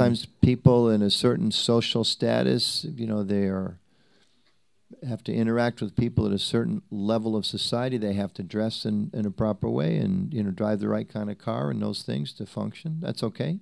Иногда люди, которые занимают определенное положение в обществе, для того, чтобы крутиться, как сказать, в этих кругах, им необходимо поддерживать свой статус, то есть определенная одежда, определенные машины, определенные какие-то вещи. We should remember who ultimately belongs to. Это все нормально, но мы должны помнить о том, кому все это принадлежит. Prabhupada set a very high standard. Most people can't do this, but we should try. И Прабхупада установил очень высокие стандарты. Большинство людей, они не могут этому следовать, но мы должны, по крайней мере, стараться. Он сказал, что грихастхи должны давать 50% денег на распространение жизни. Я знаю только несколько человек, которые были способны на это. Но каждый грихастха, он должен чем-то жертвовать. Like the Muslim community, the Jewish community, the Mormon community, I think Muslim, Christian, Jewish, Mormon, they all give generally 10%. И вот в очень многих общинах, в мусульманском, в иудейском обществе, мормоны, христиане, они дают десятину, 1/10 часть. Which means there's a lot of things maybe you would have bought that you don't buy because you gave that money to Krishna. Потому что, многие вещи, это значит то, что вы довольно много отдаете, потому что вы все это отдаете Кришне. Sometimes when we're just starting out, or times are difficult, or the economy is not so good, we can't do 10%, but something we should give. Иногда, когда бывают сложные времена, когда не очень хорошая экономика, когда у вас трудно с деньгами, то, по крайней мере, 10% можете давать. Это часть нашей обязанности. И еще 3 принципа, и потом вопросы. Focus on children's welfare. Сосредотачивайтесь на благосостоянии детей.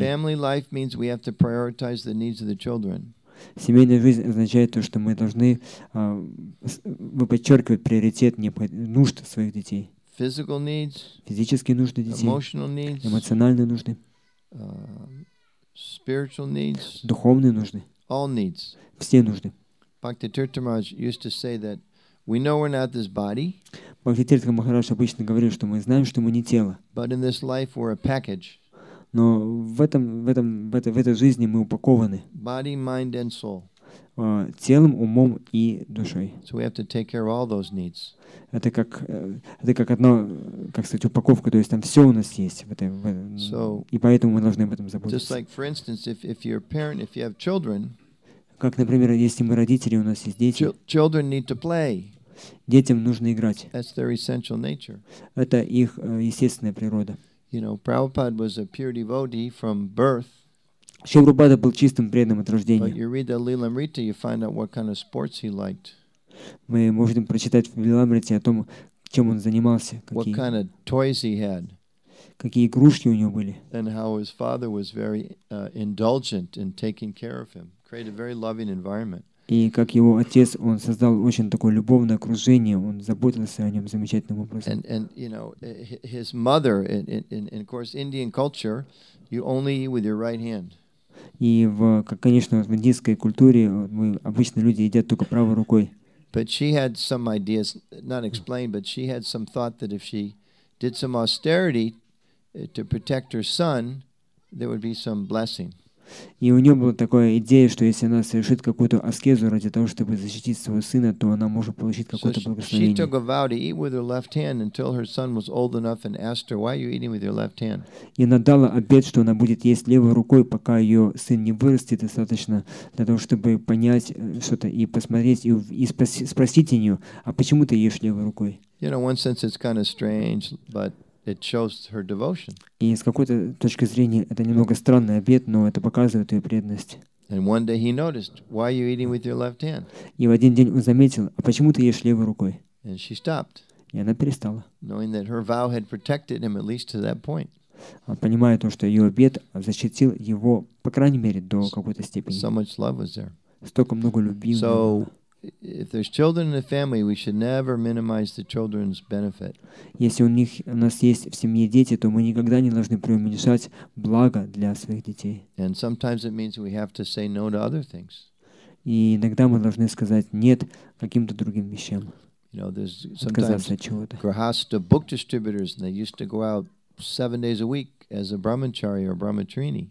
Как, например, грихастха, распространитель книг, он мог раньше, до этого, 7 дней в неделю выходить на распространение книг, будучи брахмачари и брахмачарини. So maybe now you go out 3 days or 4 days or whatever. You have to take time for the family. and И the сейчас kids. вы сможете выходить только 3 или 4 дня в неделю, чтобы заботиться о своей семье. Especially playing. В особенности игра. Kids need play. Детям необходимо играть. In the very, very early years of ISKCON, sometimes there was a thought that, well, if we just, you know, make the kids chant, В самые первые годы сознания Кришны, вот в нашем движении, у нас была такая идея, что если мы просто как-то заставим детей или побудим детей петь, воспевать, we make them sit to class, если мы сможем побудить их сидеть Make them go to the temple. на лекции, чтобы они заставить их ходить в храм, побудить их that ходить в they'll храм, be purified, and that's the best thing we can do. тогда они очистятся, это самое лучшее, что мы можем для них сделать. Well, we all know, you know, kids grow up, and if a lot of times things that you were forced to do, as soon as you have the choice, you say, "I'll never do that again." И мы знаем то, что дети, они вырастают, и если вы заставляли их что-то сделать, то они говорят, что они просто восстают против этого и уже никогда не хотят это делать. So we have to make it Krishna conscious fun for the children. И поэтому мы должны устроить так, чтобы сознание Кришны было такой забавой, чем-то интересным для We своих have to детей. be very careful they grow up thinking they love Krishna. Мы должны быть очень осторожны, чтобы вырастить их так, чтобы они любили Кришну. We've had too many kids grow up think they hate Krishna. Потому что многие дети, когда они вырастают, hate они the temple. просто ненавидят Кришну, They ненавидят hate храмы, chanting ненавидят воспевание. because it wasn't fun. They were forced. Потому что им это не нравилось, а их заставляли. And in a similar way, we should always remember that the children's welfare is first and foremost the responsibility of the parents. И также мы должны понимать, что духовное, что развитие детей — это первая и главная обязанность родителей. Some places we think it's the temple's responsibility to raise my kids. Часто мы думаем о том, что воспитывать детей — это обязанность храма. Or sometimes we think the temple is a free daycare center. И иногда мы думаем о том, что храм — это местное, как сказать, такое место, куда можно отдать своих детей. I'll come on Sunday and I'll go to the kirtan and my children are somewhere and I know Krishna's taking care of them because he's Krishna. Я прихожу в храм на воскресную программу, и я там в киртане пою, и занимаюсь служением, и мои дети где-то там по храму гуляют. Я понимаю, что Кришна о них заботится, потому что он Кришна. But in a very practical way, we shouldn't think like that. Но с практической точки зрения мы не должны так думать. And we should know sometimes, you know, children are protected. Bad things can happen. Children in our movement have died in accidents all over the world, and the parents, very hard to live with that. So we should do everything we can to make sure our kids are safe. И мы знаем о том, что когда дети они не под защитой, то может случиться ужасные вещи. И много раз вот наши дети в сознании Кришны, они умирали в каких-то несчастных случаях, и поэтому мы должны быть очень осторожны, чтобы они были под защитой. Okay. Two more: family, love, and affection. Еще два принципа: семейная любовь и привязанность. Sometimes this misconception is there because Prabhupada said there's no love in the material world. Есть такое неправильное понимание касательно того, что Шри Прабхупада сказал, что нет любви в материальном мире. So we think, well, there's no love in family life. И мы думаем о том, что нет любви в семейной жизни. Or if I want love, there's something wrong. Если я не буду любить, что-то не так. Or if I feel I need some loving relationship in my family life, that's wrong. И если я чувствую, что мне нужны какие-то любовные отношения в семейной жизни, это тоже плохо. Our philosophy is bhakti. Наша философия — это бхакти. This isn't the pranayam society for.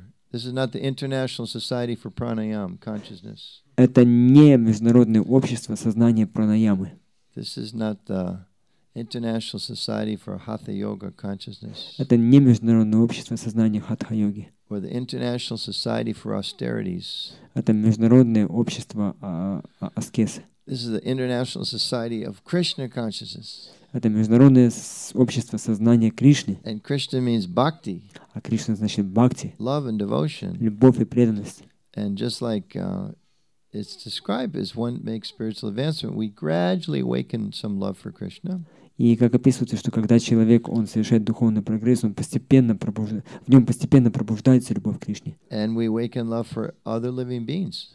И это пробуждает любовь к другим живым существам. What to speak of my wife, who's helping me for so many ways and so many years in Krishna consciousness? Что уж говорить о своей жене, которая столько много лет помогает мне разными способами в сознании Кришны. Or my husband, who's sacrificing so many things and trying so hard to take care of me and help me in Krishna consciousness? Или к моему, любовь к моему мужу, который столь многим пожертвовал ради меня и столь многими способами помогает мне прогрессировать в сознании Кришны. Just like among God brothers and God sisters, among God sisters, among God brothers, there's great love and affection. Подобно тому, как между духовными братьями и духовными сестрами есть очень большая любовь и привязанность. There's sannyasis have deep love for each other. У саньяси очень глубокую любовь по отношению друг к другу. Many brahmacharis have deep respect and affection and love for each other. У многих брамачари есть очень глубокая любовь, почтение и привязанность друг к другу. That's a natural progress of our spiritual awakening. Это естественный прогресс нашего духовного пробуждения. So the affection should be there. И привязанность должна быть. But we should try to make it spiritual. Но мы должны постараться сделать ее духовной. Which means generally desiring to see the other person happy and cared for. То есть, значит, что мы должны желать о том, стремиться к тому, чтобы другой, вот как бы наш партнер был счастлив и чтобы мы о нем заботились. Not that I love them when they please me and I don't love them when they displease me. Не так, что мы любим его, когда он мне потакает чем-то, когда он доставляет мне наслаждение, и не люблю его, когда он делает что-то не так. But that I generally care for their health and safety and well-being. Нет, мы должны заботиться о том, чтобы у него все было хорошо, чтобы он был счастлив и в безопасности. Okay, last principle. И последний принцип. Regulated, balanced, and exemplary lifestyle. Отрегулированный баланс и образцовая жизнь. So, образ жизни. Householders should try to set an example in everything we do. Семейный человек должен показывать пример во всем, чтобы он не делал. If we're devotees, we're supposed to be clean. Если мы преданные, мы должны быть чистыми, truthful, правдивыми, merciful, милостивыми, austere, аскетичными.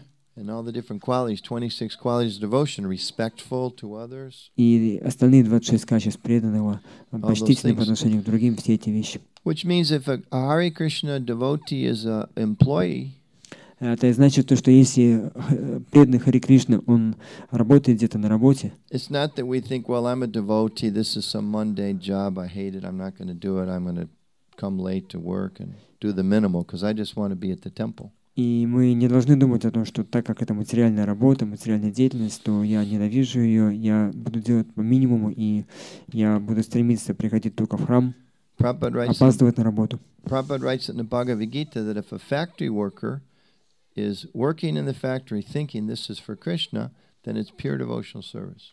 Прабхупада пишет в Бхагавад-гите, то, что если человек, который работает на заводе, он делает свою работу для Кришны, то это чистое преданное служение. So, just like I was at Shastra's house today. Very nice home they have. Very Krishna conscious home. Как я сегодня был в доме Шастра Прабху, это замечательный дом в сознании Кришны. And he was mowing his lawn. Cutting the lawn. The lawn. Да. Он стриг свой газон, спасибо. Yes, one of the essential dharmic requirements of grihastha life to mow the lawn. Одно из необходимых как требований семейной жизни грихастхи это то, что ты должен постригать свой газон. So, if we have a house, we shouldn't think, it's material thing. I don't need to care for the house. Если у нас есть дом, то мы не должны думать о том, что это материальные вещи, не надо о этом доме заботиться. That's the opposite of what Bhaktivinoda Thakur said. Это противоположность тому, что говорит Бхактивинода Тхакур. He said, I take care of this house for you. Он говорит, что я забочусь о этом доме для тебя. So if you have a house, you should have maybe not the most opulent house, but it should be the cleanest house. И если у нас есть дом, может быть, это не самый богатый дом, но, по крайней мере, это должен быть чистый дом. Neighbors should drive by and say, why does that house always look so nice? И соседи должны посмотреть на наш дом и подумать, а почему вот этот дом такой чистый? It's always so neat and clean over there. Там все всегда чисто, там все светло. Why is that? Почему это так? Oh, those Krishna people. Эти люди, которые там живут, это кришнаиты. They're very clean. Они очень чистые They're люди. responsible people. Очень ответственные люди. At the office, the boss should think, who can I trust this project to? И в офисе начальник должен думать, а кому я могу доверить этот проект? Who's the most trustworthy employee I have? Какой самый внушающий доверие работник, который у меня есть? Where's that Krishna guy? А где этот парень I кришнаит? can trust him. Вот ему и доверяю. Or people should think, what company should I work for? И люди должны думать, а в какой компании мне работать? Well, that one's owned by Hare Krishna. I want to work for them. Ну вот та компания, которая управляет кришнаиты, вот я вот там хочу They're работать. fair. They take care of their people. Это честные люди, они заботятся о тех, кто на них So whatever работает. our roles are, exemplary lifestyle.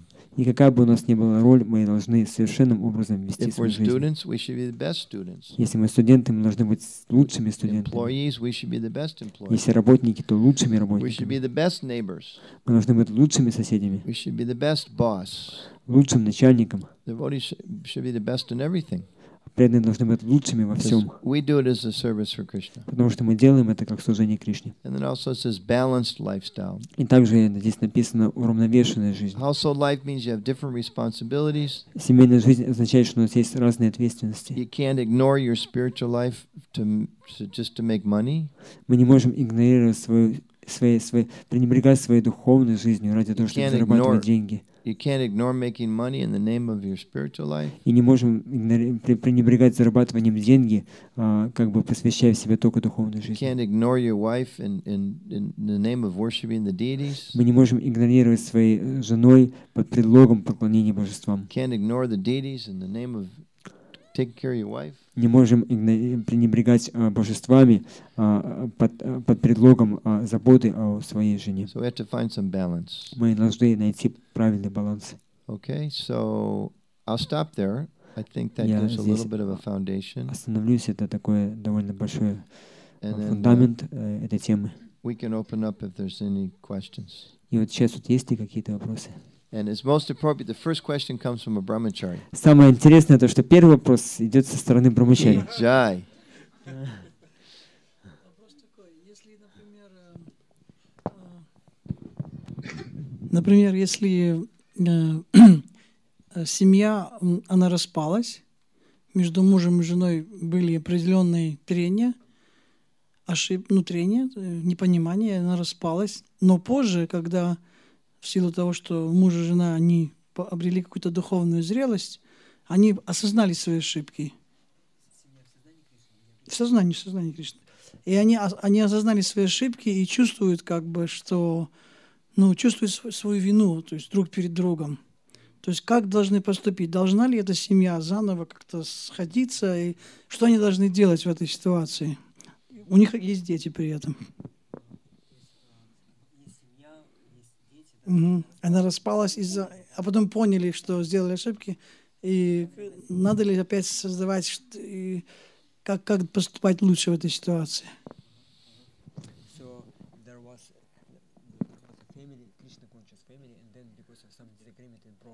they broken up, and they had a children. And after some times, husband and wife, they both realized that they did so many mistakes.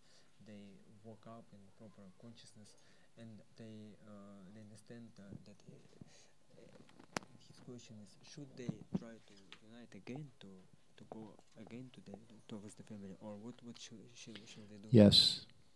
Ответ такой да.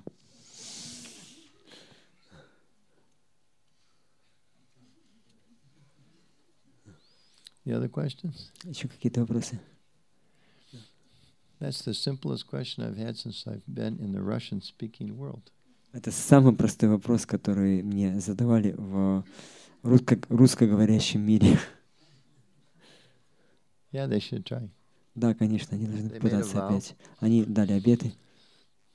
They think they can make it again, they should try. Если они думают о том, что у них опять получится, они должны постараться. Sometimes they can't. It's Kali Yuga.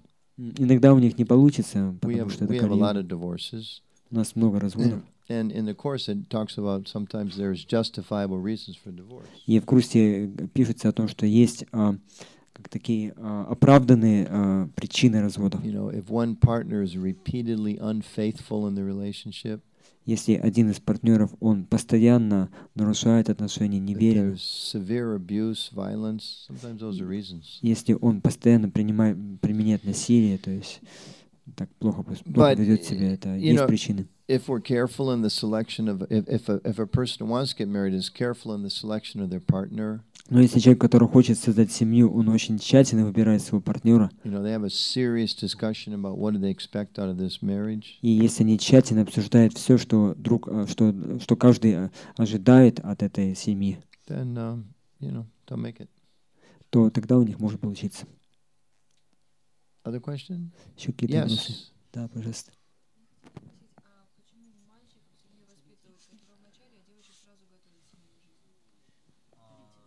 Почему мальчиков воспитывают как брамачари, а девочек сразу готовят к семейной жизни? Why boys are trained as a brahmacharis? Why boys are Trained as brahmacharis, and girls from the very beginning are trained for the family life. in the traditional system? You're asking, Вы спрашиваете в традиционной системе, да? right? Like when you read the Bhagavatam in the Vedic culture, this is how Да, they were ведическая trained. культура, то, как это делали вот в древние времена, да? Of course, and you know, Prabhupada had brahmachari and brahmacharini ashrams, Но у Прабхупады был и брамачари ашрам, и брамачарини ашрам. and he had grihastha ashrams И у него был грихастха ашрам, and sannyasi ashrams. и также саньяси ашрам. And he explained that in the ultimate sense, he said the boys and the girls, he said the girls are just as good as the boys. И он говорил о том, что в высшем смысле этого слова и парни, и девушки, то есть девушки, они такие, они не слишком отличаются от парней. Some places he said the girls are our secret weapons. В других местах он говорил, что наши девушки — это наше секретное оружие. Because at least in India, people didn't expect women to be such good preachers and to be able to push on the movement so well. Потому что, по крайней мере, в Индии они не ожидали, что женщины могут быть такими замечательными проповедниками и так хорошо расширять движение. One thing is because you look in the world today, Но одна вещь — это посмотрите на тот мир, который сейчас вот there's есть. wars all over the planet. Войны по всей планете, There's violence all over the planet. насилие по всей планете. There is exploitation of nature all over the planet. По всей планете эксплуатируют природу. So many crimes.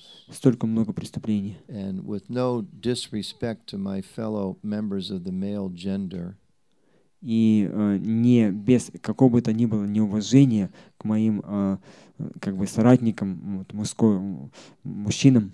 not all by any means, but most of those crimes against humanity, against people, against the planet are done by men.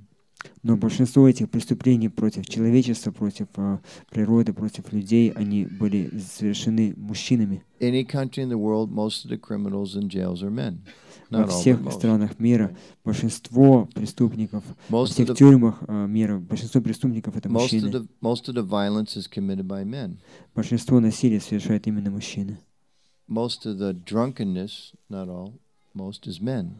Большинство пьяниц — это мужчины. Most, not all, of the violence is men. Большинство, не все, но большинство насилия совершают Most of мужчины. the child abuse is men. Большинство насилия над детьми совершают мужчины. Most of the wars are men. Большинство мужчин, большинство войн, в большинстве войн участвуют мужчины. Why? Почему? Well, in part because if the men have some strength. И одна из проблем это то, что у мужчины есть определенные такие Women проблемы. have strength too, and they have their own types of strength. У мужчин есть такие натянутые стороны проблемы, и у женщин тоже они But есть. men, power is a big deal for men. Но власть и могущество для мужчины это just- большой вызов для него. Generally, you look around the очень temple, важно. there's a little girl, you say, oh, you look pretty like Sita. И как вот вы приходите в храм, и вы видите маленькую девочку, и вы говорите, что ты выглядишь подобно Сите. She's very happy. И она очень счастлива. You say to the boy, you look as strong as Ram. Если вы посмотрите, скажете парню, то, что ты такой сильный, He'll как show you Рама, his 2-inch muscle. он сразу покажет тебе эти мышцы, которые там, не знаю, тоненькие, это ручки. It's a psychology that comes with the body. Это психология, которая проявляется в теле. So the Vedic system is based on men especially have to learn to discipline themselves. И ведическая культура, она такова, что в особенности мужчины должны научиться From an дисциплине. early age, they have to learn to control themselves. С самого начала они должны научиться тому, как контролировать себя. That's why a lot of times families, they want, especially the boys, girls too, but especially the boys, they want them to play soccer, or they want them to learn kung fu or something. И поэтому во многих семьях они хотят, чтобы кто-то играл в футбол, чтобы парни играли в футбол, чтобы они научились воинским искусствам, кунг-фу и так далее. Because they need some positive channel to direct all this energy. Потому что им нужны определенные такие рамки, в которые они могут контролировать свою энергию. So the Vedic culture, traditional culture, boys especially were trained how to, probably use the term, control their senses from a very early age. И ведическая культура, она построена так, чтобы мальчики, они могли контролировать свои чувства с самого раннего возраста. So that when they get older and when they have some strength, and they don't misuse that power. Чтобы когда они вырастут, когда у них появится какая-то сила, могущество, чтобы они не злоупотребляли этим So могуществом. basically, brahmachari life, a big part of it is just learning discipline. И в основном вот большая часть брамачари, жизни брамачари, в укладе жизни брамачари, это научиться дисциплине, Learning self-control. научиться самоконтролю. And also, men, I mentioned earlier what this priest told us. И вот как я говорил, что сказал этот священник, We didn't say it, he said it. это не мы, это он сказал. Men don't need relationships as strongly as women generally do. Мужчинам обычно не так нужны отношения, как это нужно женщинам. And there's varieties, there's always exceptions to the pattern. И всегда есть разнообразие, и есть разные ситуации, есть исключения. But they've done studies. They talk about how when girls are playing a game, young girls are playing some game. И вот они провели исследование, они посмотрели, что когда молодые девочки, вот они играют в какие-то игры, As a general pattern, if there's a disagreement, the girls all sit down and hold hands and try to work it out. Обычно, когда есть какой-то там такой ссор или что-то не получается, то они садятся, они пытаются как-то помириться. Generally, that's the tendency. Обычно такова тенденция. Boys are playing a game, Но когда парни играют в and какие-то the игры, ball falls мальчики, on the line, если кто-то там падает, что-то делает не так, they'll argue about it till the sun goes down. если там что-то не так было, вот если какое-то правило было нарушено, они могут спорить до захода солнца. Forget the relationships. Забудьте уже каких бы то ни It's было about who's отношений. winning. Тут уже кто выиграл, а кто не выиграл, кто проиграл. It's not always like that. It's a general pattern. Это не всегда так, но это обычно то, что Everybody agrees происходит. it's a general pattern. Вы согласны в том, что это обычное как бы правило? It's a general psychology. Это обычная, это So типичная психология. So the Vedic culture teaches how do we make sure we direct this male energy in a positive way. И ведическая культура научит тому, как мужчина может вот эту энергию направить позитивным образом. But in Bhakti Yoga, in ISKCON, there's no difference really. Но в бхакти-йоге, в искон нету таких больших различий. In Prabhupada's movement, women worship the deities and men worship the deities. В движении Прабхупады и мужчины, и женщины поклоняются божествам. Women get married, men get married. Мужчины женятся, и женщины выходят замуж. Women sell books, men sell books. Мужчины распространяют книги, женщины тоже. Women lead kirtans, men lead kirtans. Мужчины ведут киртаны, женщины ведут I live киртаны. in Washington, D.C. It's a big temple, and the temple president's a woman. Я живу в Вашингтоне, это большой храм, а президент храма — это женщина. And she's doing a much better job than the last, at least, well, this is not going to go to America, 3 or 4 men, at least. Ну, вот она делает гораздо больше и лучшую работу, чем 3 или 4 мужчины. So in ISKCON, there's not so much difference. Поэтому в ISKCON нету большой разницы. My wife, when she was young, she joined very early at 16. Моя жена, когда она была еще молодой, она очень рано присоединилась, когда ей было And 16 Prabhupada was лет. giving a lecture one time, and he said, I want each of my disciples to go and open a temple. И Прабхупада, он читал лекцию, и на ней он сказал, что я хочу, чтобы все мои ученики, они выходили и открывали храмы. And she was there, and she said, she raised her hand, asked a question. She said, even the girls, Prabhupada? И вот она была на лекции, она подняла руку и спросила, а что, и девушки тоже, She Прабхупада? was 16. Ей было в то время 16 лет. If you don't mind my asking, how old are you? И как, например, если я спрошу, вот, сколько вам 21. лет? 21, там, 22. How old are you? Как вам, сколько вам лет? 25. Huh? 25. 25. 25. Okay, she was 9 years younger than you. То есть представьте себе, она была на 9 лет моложе, чем мы. She said, Prabhupada, even the girls? И она спросила, Прабхупада, и что, и девушки тоже? Prabhupada said, yes, why not? Прабхупада сказал, да, почему бы и нет. So, she's managing our house pretty well. Ну, по крайней мере, ей очень хорошо получается управлять нашим домом. Спросил Гаватар Прабху, она открыла храм или нет? Does that answer your question? Is that okay? Отвечает на ваши вопросы. Okay. There's no barriers. You know, whatever you want to do to serve Krishna, you can do it. And all of us, whether we're man or woman, brahmachari, grihastha, we should be in a humble mood. We should work with authorities. Нет барьеров, что мы не можем делать в сознании Кришны. И все мы, будь то парни или девушки, грихастхи, брамачари, мы должны следовать своим руководителям. But we have women temple presidents, we have women head pujaris, we have women sankirtan leaders, we have women GBC members. Но у нас есть женщины, которые являются президентами храма, главными пуджари, распространителями книг, членами GBC. Okay. Yeah. Yes, Prabhu. And we also should teach men how to be better when they get married. И также мы должны учить мужчин о том, как они могут улучшиться, когда они женятся. Other side of your question. Это вторая сторона вашего Why are вопроса. women kind of expected to get married, etc.? Почему вот ожидается, что женщины, они должны выйти замуж? То есть Most men will, not all. большинство мужчин, они не... And we need to train men to be better in getting married. Вот они как бы не обучены, и вот мы должны попытаться помочь им, чтобы они улучшались, развивались, когда они выйдут, они женятся. That's a whole other topic. Это целая большая тема. Gauri Prabhu. Гуру Хари Прабху, пожалуйста.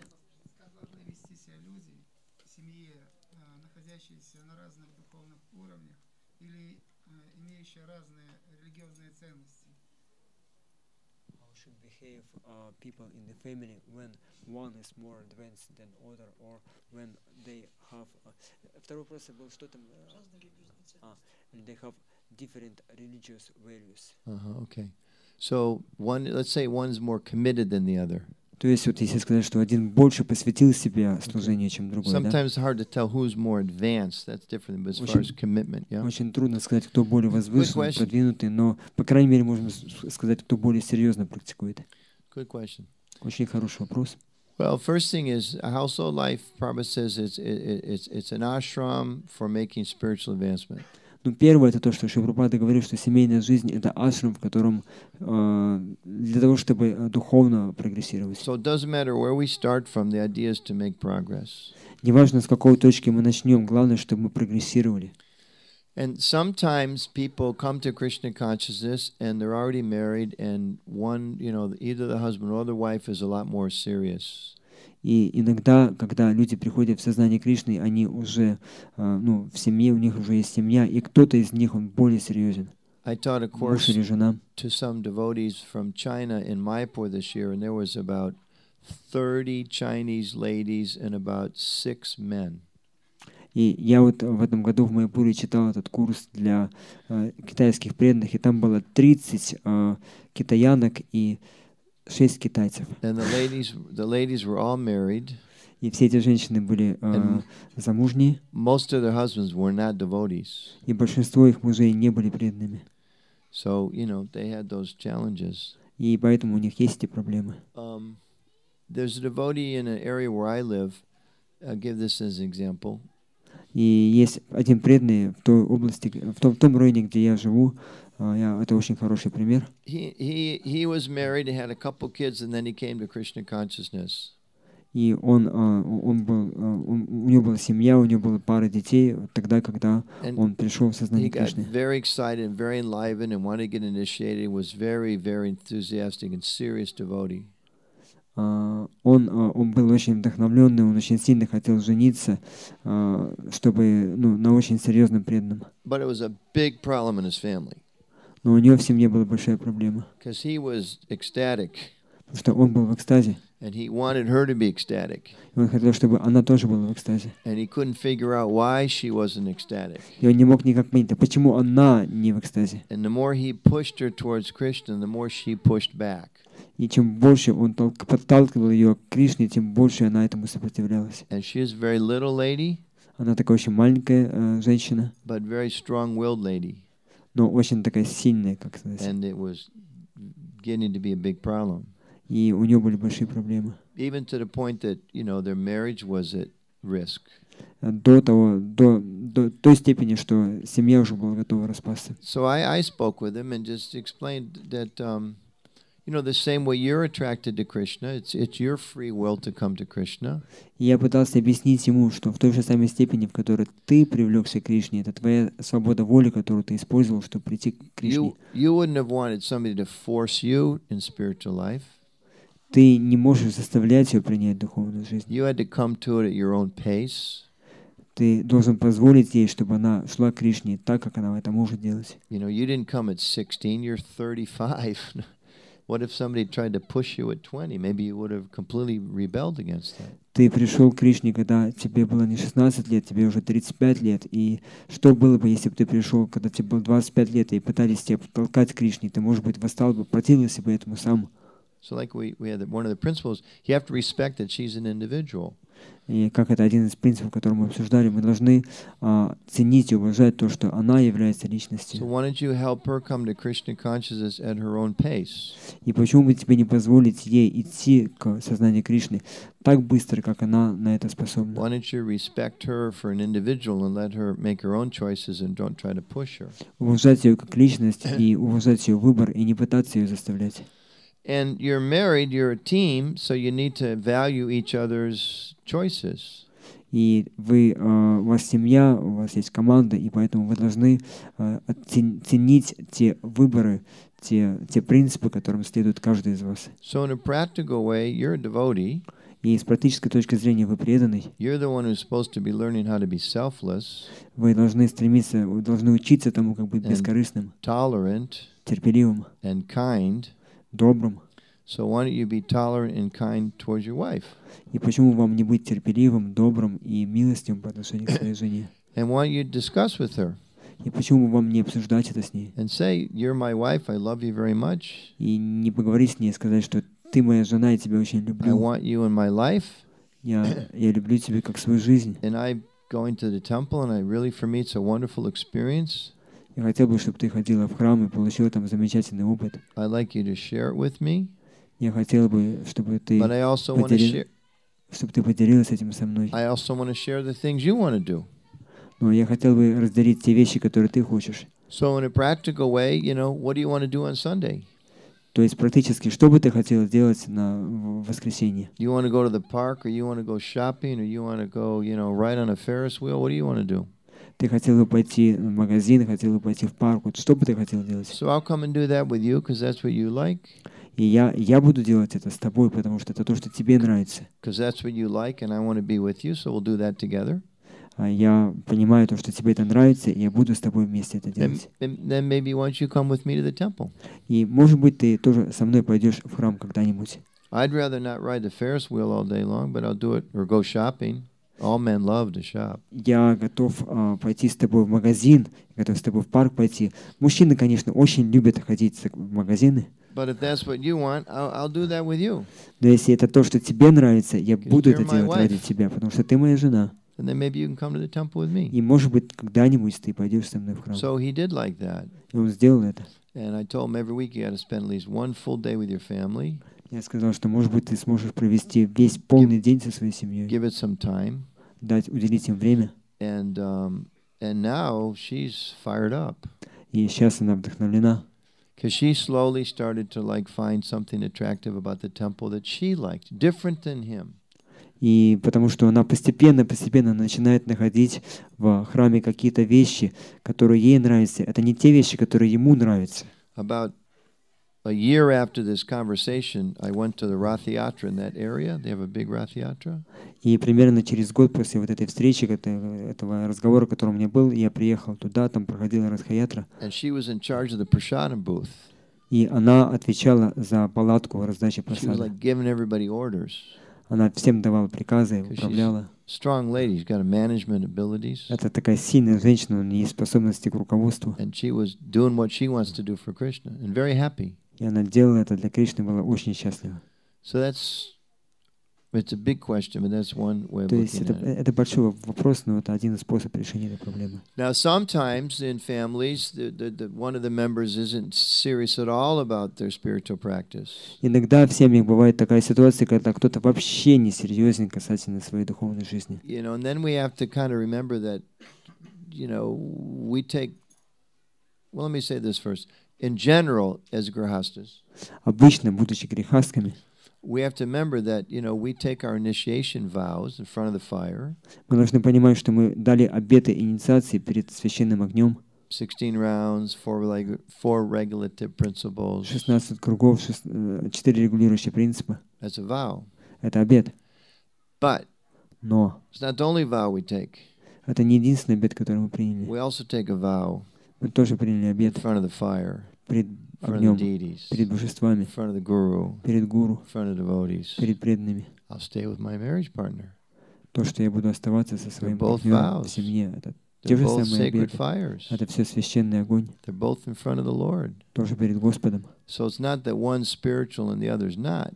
Это не так, что один обет духовный, а другой нет. It's not that one's important and the other's not. Не так, что один важный, другой не важный. They're both commitments. Это все обеты.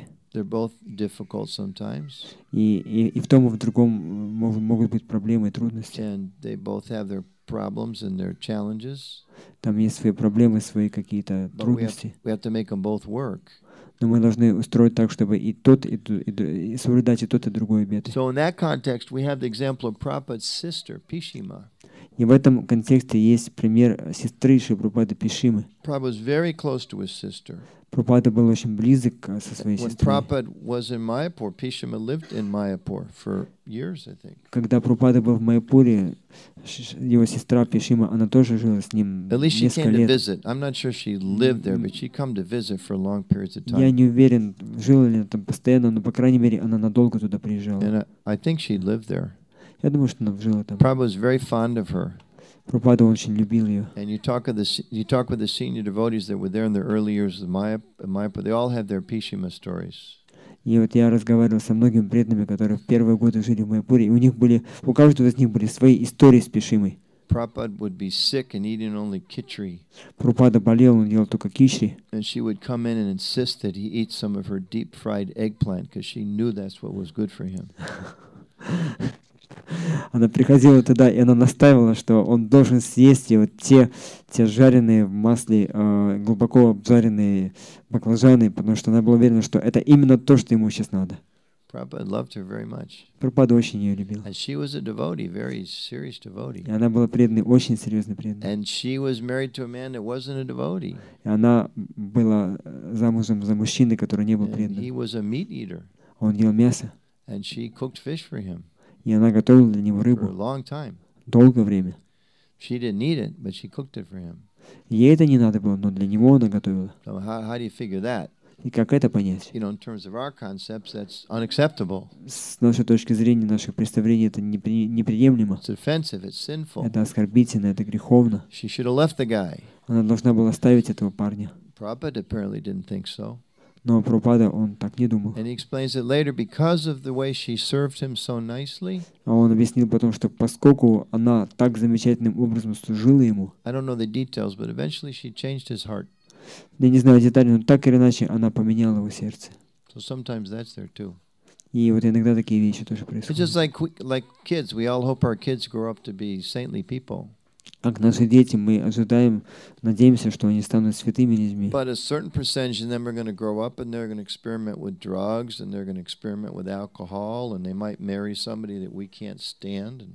И некоторые из них, они вырастут, они начнут проводить эксперименты с алкоголем, с наркотиками или женятся на ком-то, кого мы просто не можем терпеть. But they're still our kids. We still got to try to help them. Но тем не менее, это наши дети, мы должны стараться им помогать. It's part of our service. Это часть нашего служения. It's okay. Отвечает это, да? Other questions? Еще какие-то вопросы? Okay. Два вопроса. Первый. Преданные спорят о том, что бы ты ни делал, главное оставаться в сознании Кришны, но возникает вопрос, может ли преданный достигнуть уровня Мадхья-Мадхикари, если он не брамачари и не хочет становиться грихастхой? Второй вопрос. Вы GBC и при этом семейный человек. Как у вас получается совмещать это?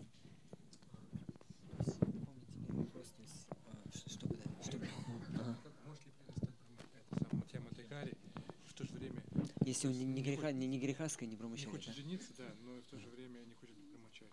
Если possible, if man achieves the level of Madhya-Madhikari, if he is not a grihastha, he's not married. At the same time, he doesn't want to be brahmachari like no stable ashram, no brahmachari ashram, and no grihastha ashram. Is it possible for him to This is the bachelor ashram. То есть такой как-то холостяк, да, ашрам холостяков.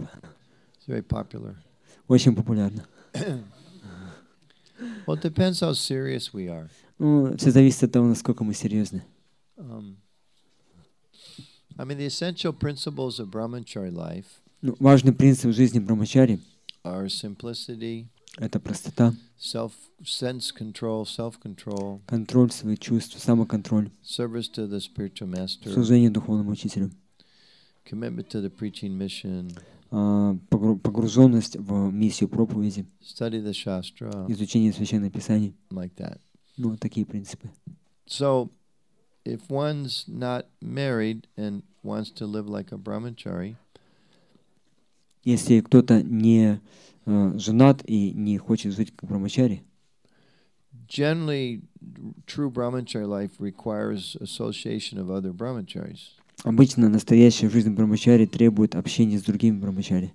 Now, if one wants to not get married, Если кто-то хочет не жениться, but still strictly follow, но тем не менее строго следовать, but maybe have a little more independence, maybe have a job, something like that. но, может быть, ходить на работу и быть немножко более независимым, There's no prohibition against that.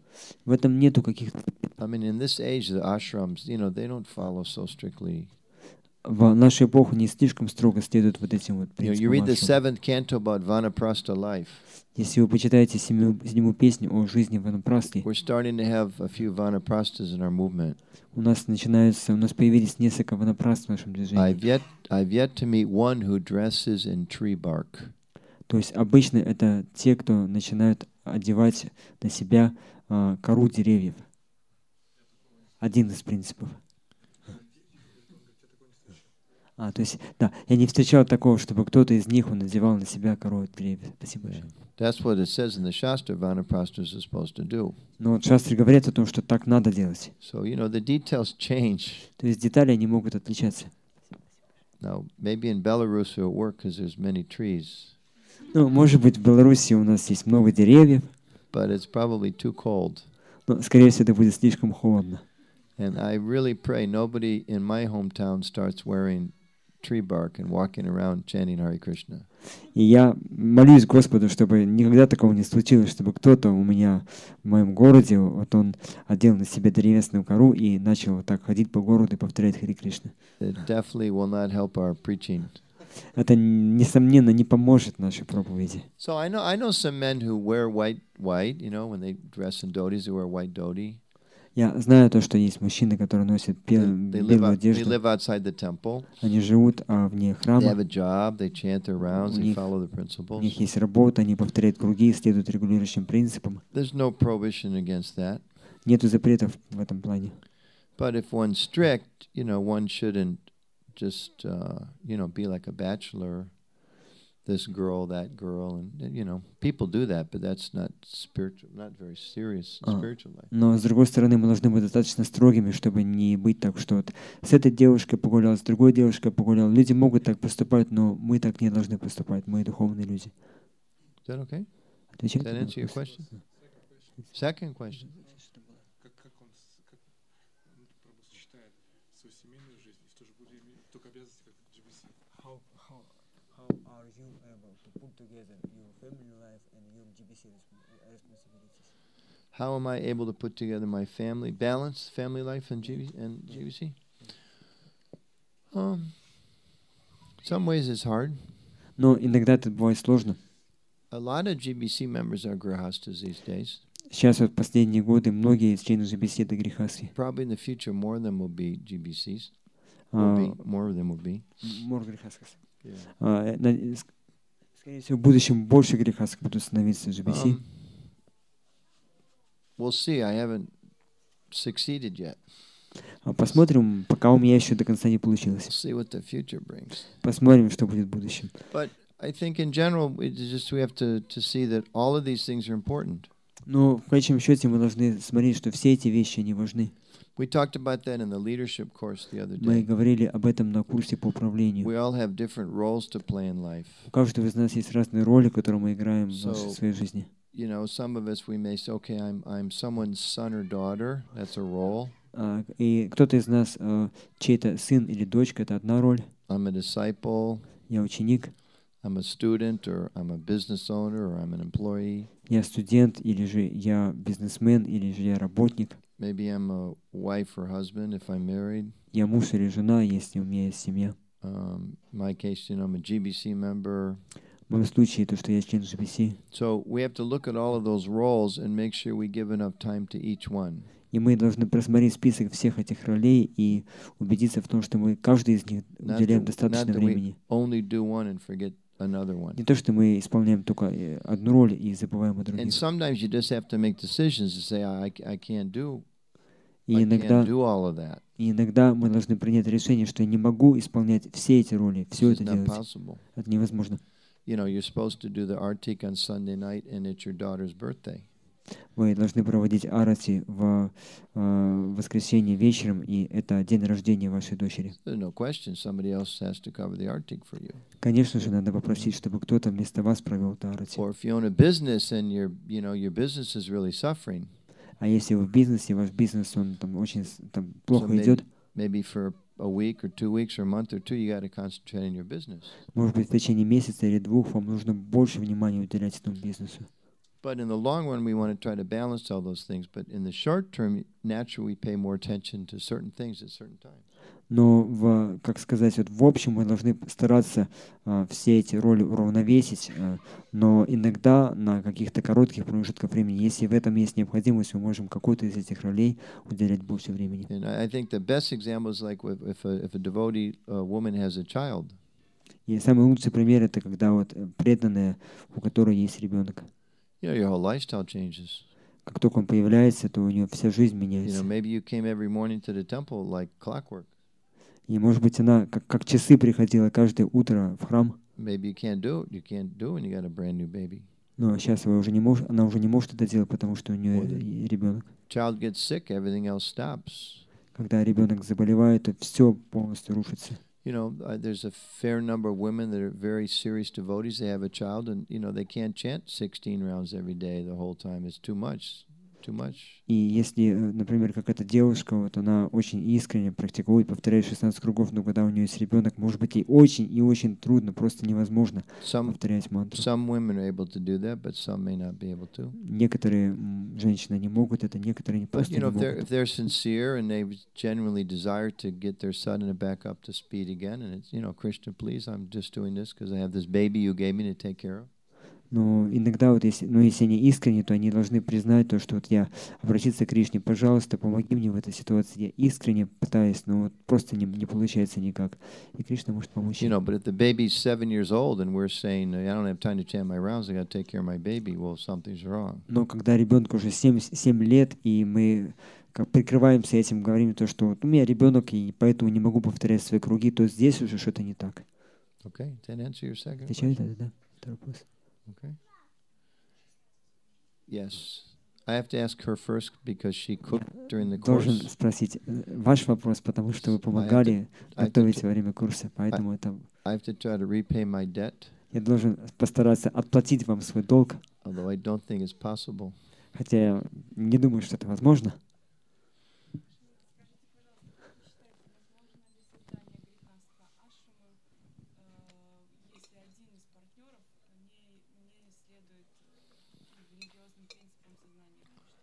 То есть можно ли создать грихастха ашрам, если кто-то не предан? Is it possible to create a family if one of the partners is not in Krishna consciousness? Yeah, that's what Gaur Hari's question was kind of like that. Ну, это подобно принципу вопроса Гуру Хари Прабху, да? Ну, спросите, да.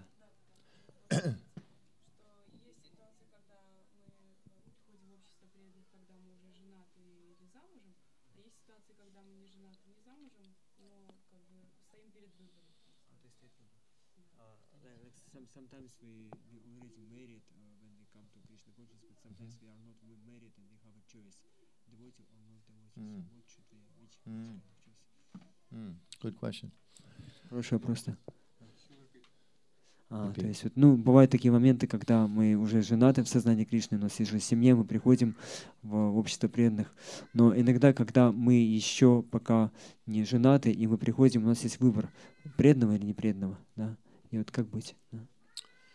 If you're serious about your Krishna consciousness, если вы серьезны касательно вашего сознания Кришны, and if there's some qualified men that to marry, и если есть какой-то квалифицированный мужчина, на котором можно, it's за которым можно выйти замуж, better marry someone who's already a devotee, но лучше выходить замуж за кого-то, кто уже преданный, if it's possible. если это возможно.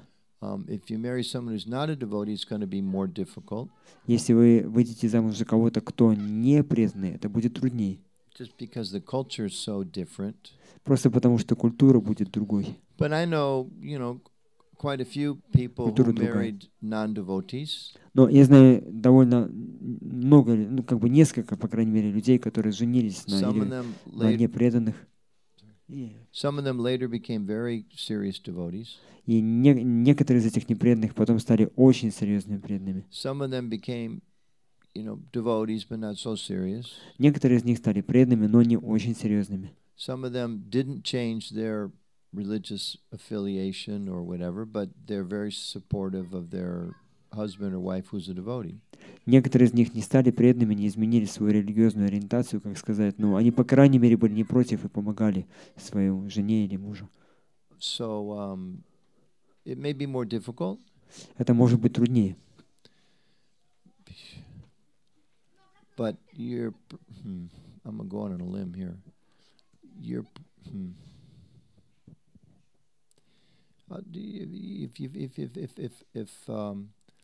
a man can't find a devotee lady, because there's not so many devotees in our movement. Ну, вот если, например, мужчина не может найти девушку преданную, потому что не так много девушек у нас в движении. If you can find, if there's no devotee in a community to marry, and you can find a nice person who, hopefully at least is willing to be vegetarian and will come to the temple and appreciate what we're doing, and at least appreciate how important it is to you. По крайней мере, если вы не можете найти преданного, то вы постарайтесь найти кого-то, мужчину, который, он, по крайней мере, разделяет ваши взгляды, может понять, насколько это важно для вас, то, что для вас важно ходить в храм, то есть он не против будет. И который, по крайней мере, вегетарианец. Now I have to tell you a story. Сейчас я должен рассказать им историю. True story. Правдивую историю. If any of you read English and you've read ISKCON News, я прочитал в новостях ISKCON. We published this story about 3 years ago on Valentine's Day. День Святого Валентина, да? Yeah. Мы эту историю напечатали примерно 3-4 года тому назад, в День Святого Валентина. True story. Это правдивая история. There was a young couple, boyfriend, girlfriend, that came to the temple in Italy 20 years ago.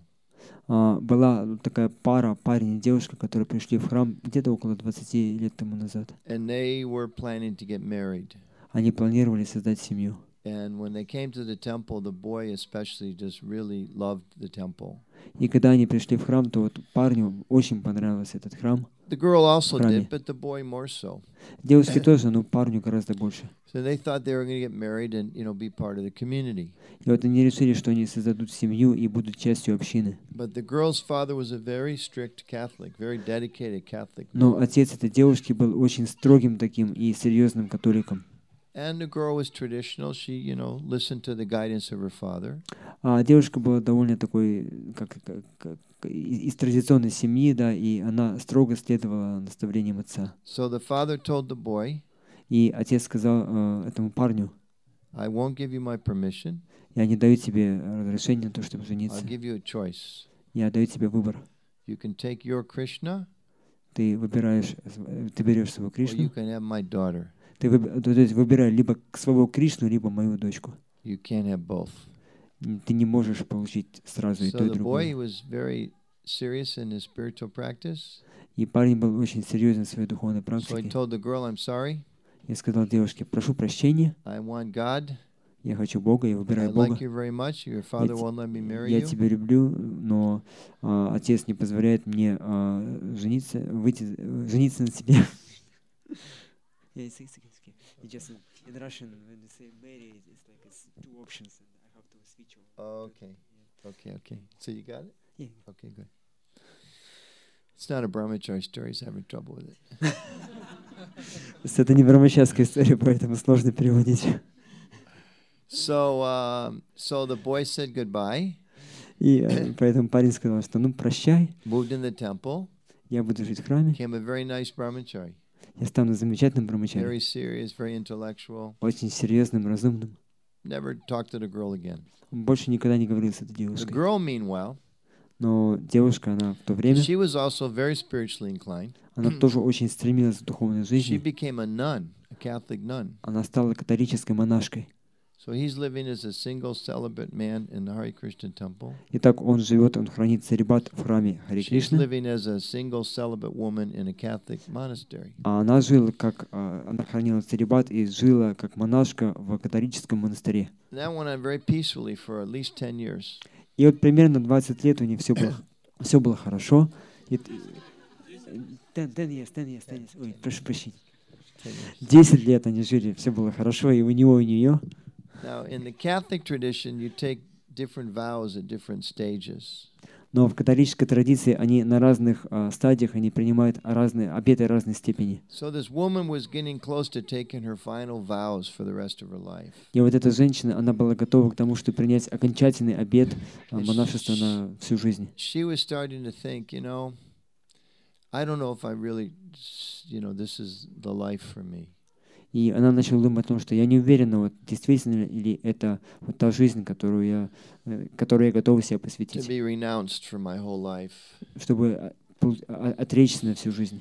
Maybe I want a family. I'm not sure what I should do. Может быть, я хочу, чтобы у меня была семья, и не уверена о том, как мне So поступить. she's a very affectionate daughter, very close with her father. И она была очень любящей дочкой, она была близка к своему отцу. So she called her father, Она позвала к себе отца, asked his advice.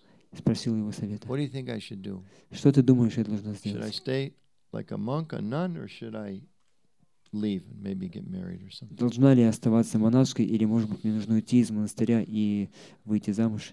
He said, I've been a grihastha, married my whole life. И он сказал, что я был грихасткой всю жизнь, я был женат. I don't know much about these vows. Я не слишком много знаю про все эти обеты. Why don't you call your friend who became a Hare Krishna monk and see what advice he gives you? Вот, может быть, тебе обратиться опять к своему Харе Кришне и попробовать стать... спросить у него совета, как быть в данной ситуации. So she called him up. И так она позвала его, She found him. нашла, где он находится. I'm really sorry to bother you. Прошу прощения, что я You know, I тебя always беспокою, я I always had so much respect for you. тебя очень уважаю, Really value your opinion. очень ценю твое мнение. And I'm about to take my final vows. Я вот как раз собираюсь принять последний окончательный обет монашества. Asked my father what I should do. He said maybe I should consult you because you know you're a serious spiritual person. Я спросил своего отца, что мне делать, и он посоветовал, чтобы я посоветовал с тобой, потому что ты серьезный духовный I'm человек. just thinking, you know, maybe I shouldn't stay single. Maybe I should get married. Я думаю, что, может быть, мне не надо оставаться монашкой, только одинокой, может быть, мне нужно выйти замуж. And he said, funny thing you call. И он сказал, что очень интересно, то, что ты пришла. Said, I've been thinking the same thing. Я как раз-таки думал подобным же образом. So now, 10 years later, Итак, через 10 лет, very happily married. очень счастливо они создали семью. Two very nice children. У них 2 замечательных детей. I don't remember the name, but it's something like Jesus Krishna. Я не помню, как они их назвали, типа там Иисус, Кришна. And she comes with him to the temple. Она вместе с ним приходит в храм. And he sometimes goes with her to the church. Иногда он с ней ходит в церковь. And they have a nice life together. И у них замечательная жизнь. I don't know about the father, but I think he must have been happy. Как насчет отца спросили? Ну, я не знаю насчет его, но да, скорее всего он счастлив. He was probably very happy, but I'll ask them next time. Скорее всего он счастлив, но я как только его встречу, я спрошу у него. Because you can see the father, he just wanted her to be happy. Ну, потому что отец, он хотел просто, чтобы она была счастлива. And it's amazing, the father's the one that got them connected again. Интересно все, что именно отец, он строил так, что они вновь встретились. So, you know, Krishna works in funny ways. То есть Кришна, пути Господни неисповедимы, он действует удивительным образом. Okay. Yes, has a happy ending, like a very nice American movie. Это как счастливая концовка, как в настоящем американском фильме. Yes. Mataji? Матаджи, у вас вопросы?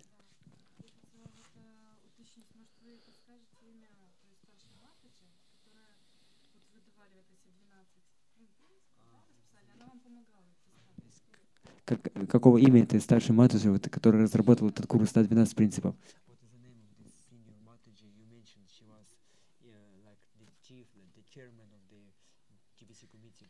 Oh, her name is Krishna Nandini.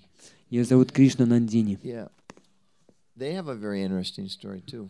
И тоже очень интересная история. Because you know, it's Kali Yuga. Things don't always follow the same pattern. Потому что мы понимаем то, что это Кали-юга, и не всегда вещи, вот они происходят так, как обычно происходили. She has the biggest family I've ever seen. У нее самая большая семья, которую я когда бы то ни было видел. A very nice devotee. Она очень хорошая, преданная. She was married. Она вышла замуж Years ago. Много-много лет тому назад. And ended up getting divorced. И в конце концов ей пришлось развестись. I don't know the reasons. Не знаю причин. And she had about 7 kids. У нее было 7 детей. And then she remarried a man. И она снова вышла замуж за другого мужчину, who had been married, который тоже был женат and had about до этого. 8 kids. А у нее было 8 детей.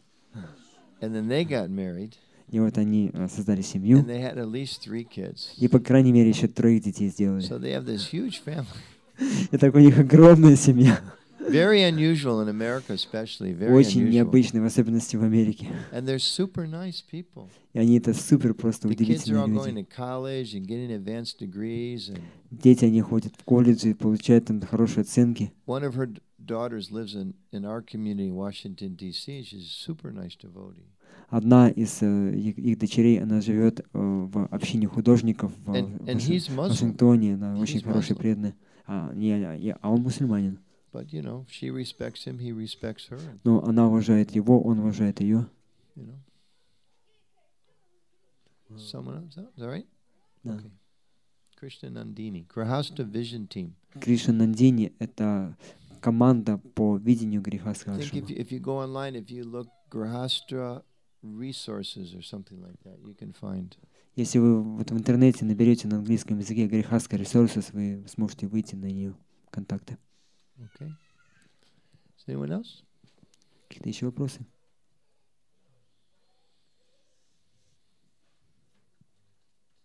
Done? Okay. I don't care, but if it's wherever, I don't. Yeah. We'll see if they have more questions. Maybe there's more questions.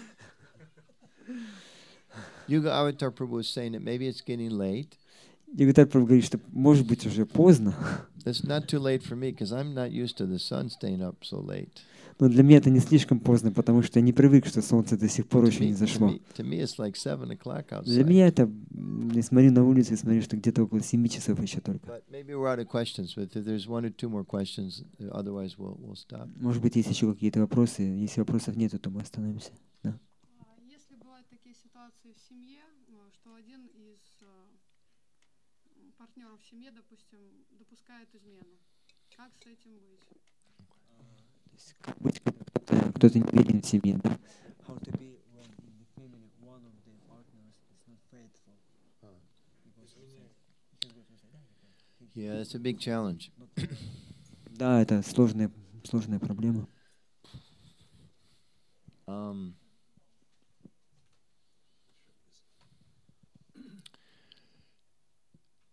Material world is a place full of temptations. Материальный мир это место, где очень много соблазнов. And we live in a culture where things like being unfaithful or doing other harmful things are considered almost normal. И мы живем в месте, где быть неверным, как бы, и причинять проблемы, трудности другим, это нормальная, естественная вещь. There's not much social stigma or pressure on people against these things. И нету такого социального давления или каких-то правил, которые мешают людям вести себя подобным образом. So it's not so uncommon that sometimes, people are unfaithful. И да, это не что-то такое исключительное, когда люди, они неверны друг другу. It's actually very common. Это очень часто встречается. How to respond is complicated. I'm not such an expert on this, but I'll share some thoughts. Как вот поступать в этой ситуации, это сложный момент, я в этом не слишком опытен, но я несколькими мыслями поделюсь. If the partner is serious and it's not a repeated thing.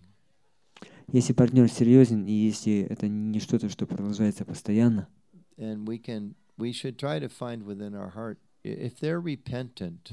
Если он раскаивается, if they feel bad about what happened, если он так вот чувствует себя плохо, он просит прощения за то, что он then we should сделал, try to forgive them. Мы должны постараться простить его, and try to help them, помочь ему. And especially if they're a devotee, try to help them become strong again through their Krishna consciousness. И в особенности, если это преданный, постараться помочь ему вновь стать сильным и укрепиться в своем сознании Кришны.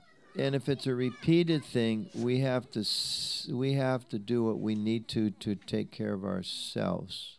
Если это то, что постоянно продолжается, то нужно сделать то, что поможет нам позаботиться о самих себе. Which means that if we can tolerate it, что значит, что если мы можем это терпеть, and take shelter of Krishna and the devotees, и принять прибежище у Кришны и преданных, and go on in our own life despite this, very, very painful situation. И продолжать свою жизнь, несмотря на такую очень болезненную и сложную ситуацию. Then, we should try to tolerate and pray to Krishna to help them.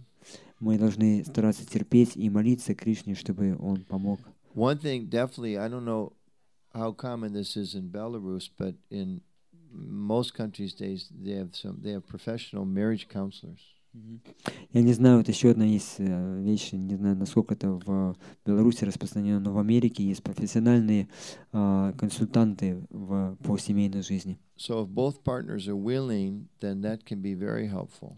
Если оба партнера хотят, чтобы вот им помогли, то это может очень помочь. Or sometimes the other partner's not even willing, it helps us just to go and get some kind of counseling. И вот, но если какой-то другой партнер, он не слишком хочет, то, по крайней мере, кто-то из них должен постараться найти вот такого вот куратора, помощника и попытаться помочь. Ideally, we should try to stay and help the person out of their maya. Идеально мы должны оставаться, как бы не разрывать это отношение и помочь человеку сражаться против майи. But if it's too painful, Но если это слишком болезненно, and it's really hurting us in our spiritual life, это слишком сильно поражает нас и нашу духовную жизнь, then you have to save yourself first. то мы должны вначале спасти самих себя. Of course, it's often a very difficult decision to do that. Очень часто это очень сложное решение, на которое мы должны пойти. Because a lot of times, especially if there's kids, we have to try to think what's best for the kids. Мы, конечно, должны пытаться спасти своих детей, думать о том, что будет лучше для них. And many times that's an extra reason to stay. И очень часто это дополнительная причина, по которой мы должны оставаться в семье, не разрушать отношения. Иногда мы зависим друг от друга финансово. If the spouse is providing, a fair amount of the income, and that's something else we have to consider. Если кто-то из супругов, он очень большой вклад в финансовое поддержание семьи вносит, мы это тоже должны учитывать. If there's ever a situation where there's like regular violence, and then that may be a situation we have to get out of. Но если вот там в этой ситуации происходит еще и физическое насилие, то тогда мы должны вот это все разорвать. Sometimes when Prabhupada had those situations with couples, иногда Прабхупада, когда он видел, что такие ситуации происходили в семейных парах, он говорил, что они должны так вот на какое-то время разойтись. Он не говорил, что они должны развестись, он говорил просто пожить отдельно. Because, ultimately, Prabhupada says that our first duty is to save ourselves. Потому что Прабхупада говорит, что первой обязанностью является спасти самих себя. We should really, really, really try hard to save a marriage. Мы должны изо всех сил стараться спасти эту семью, not at the expense of our soul. Но не за счет своей души.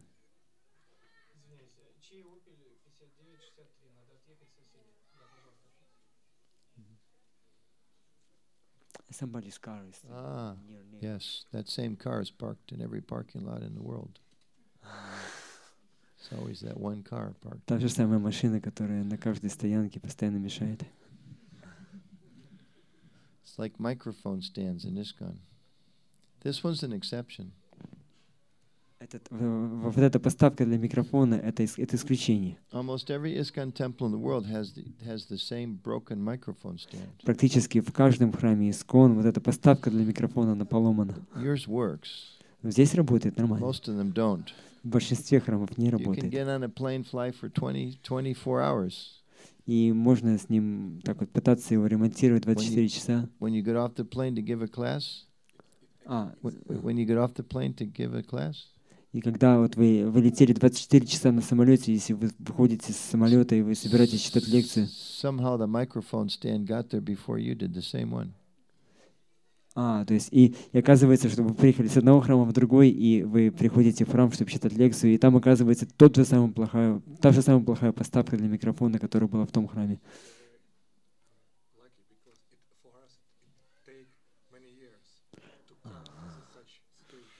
Ну, Тапор говорит, что нам, чтобы вот этот микрофон установить нормальный, нам пришлось к этому идти много-много-много лет. Setting a new standard for the world. То есть вы устанавливаете новые стандарты для всего мира. Yes. I'd given up faith. I become hopeless. Я уже разочаровался, я уже утратил всю надежду. I came all the way to Belarus to regain my faith in microphone stand. Я приехал в Беларусь ради того, чтобы спасти свою веру в хорошие поставки для микрофонов.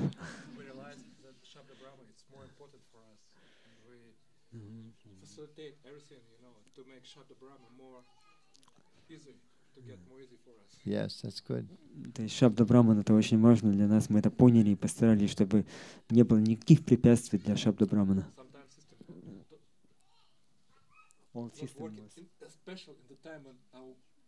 Guest speakers, yes. То есть часто бывает такое, что звуковая система перестает работать, ломается как раз тогда, когда нам приезжает особый гость.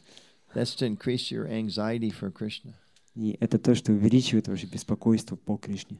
Okay, she has another question. Там какой-то вопрос, да, был еще?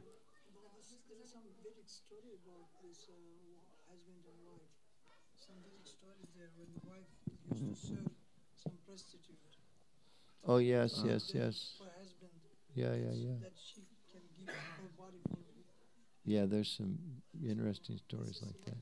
it's not good connection. It's a little extreme. Ну, там история, вот как вас напомнила история о том, как муж хотел пойти к проститутке, и жена, чтобы спасти его, она пошла служить этой проститутке, то есть, но он говорит, что это слишком крайняя история, то есть такое, это крайний случай.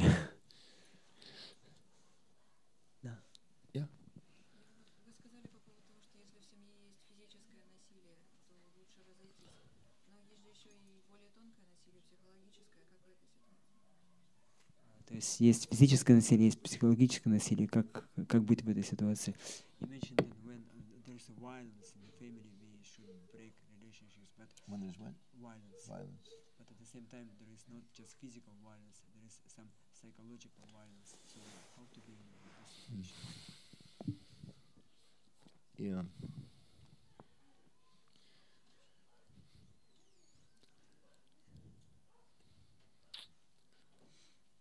If we're becoming Krishna conscious, those things should all go away. Если вы становитесь сознающими Кришну, то все эти вещи должны уйти. And if there is any kind of physical or psychological abuse, we should, if we're the perpetrator, we should try to have the spiritual strength to seek help.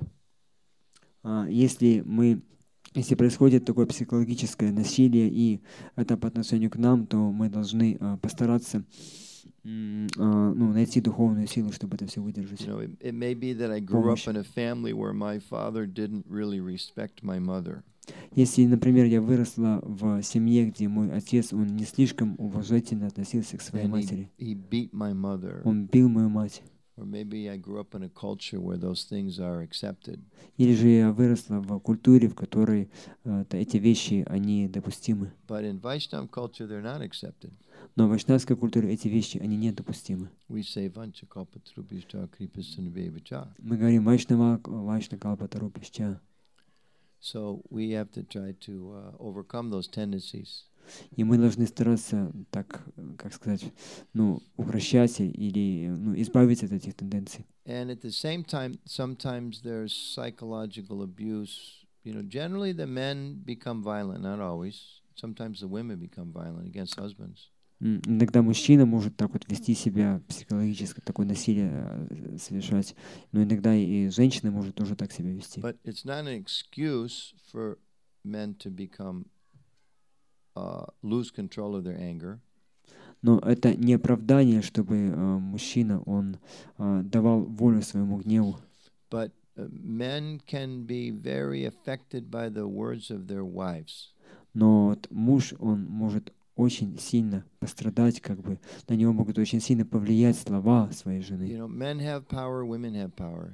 У мужчины есть своя сила, и у женщины тоже есть своя сила. And sometimes if a woman isn't careful, и поэтому иногда, если женщина неосторожна, she can say things either consciously or unconsciously, она может либо сознательно, либо бессознательно сказать какие-то вещи, that can cause great pain and trouble for a husband. которые могут причинить очень большую боль и проблемы для своего мужа. So it doesn't justify any response by the husband that might be wrong. Это, конечно же, не оправдывает тот ответ, который последует со стороны мужа, если это будут какие-то плохие вещи. A devotee wife has to be very careful. Her words should encourage her husband and not discourage him.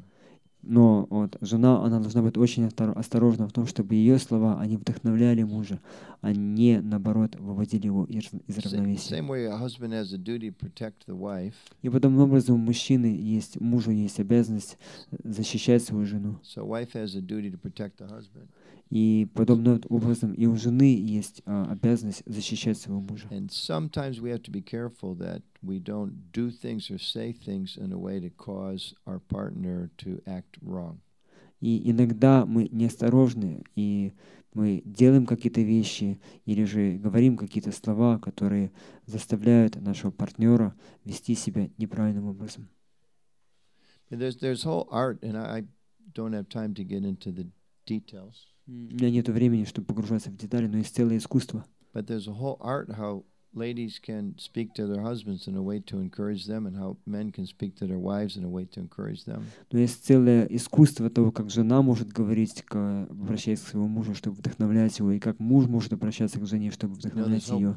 Books about this stuff. Есть целые книги, которые описывают это There's one nice искусство. book, probably some of you have heard of, called, in English, Men Are From Mars, Women Are From Venus.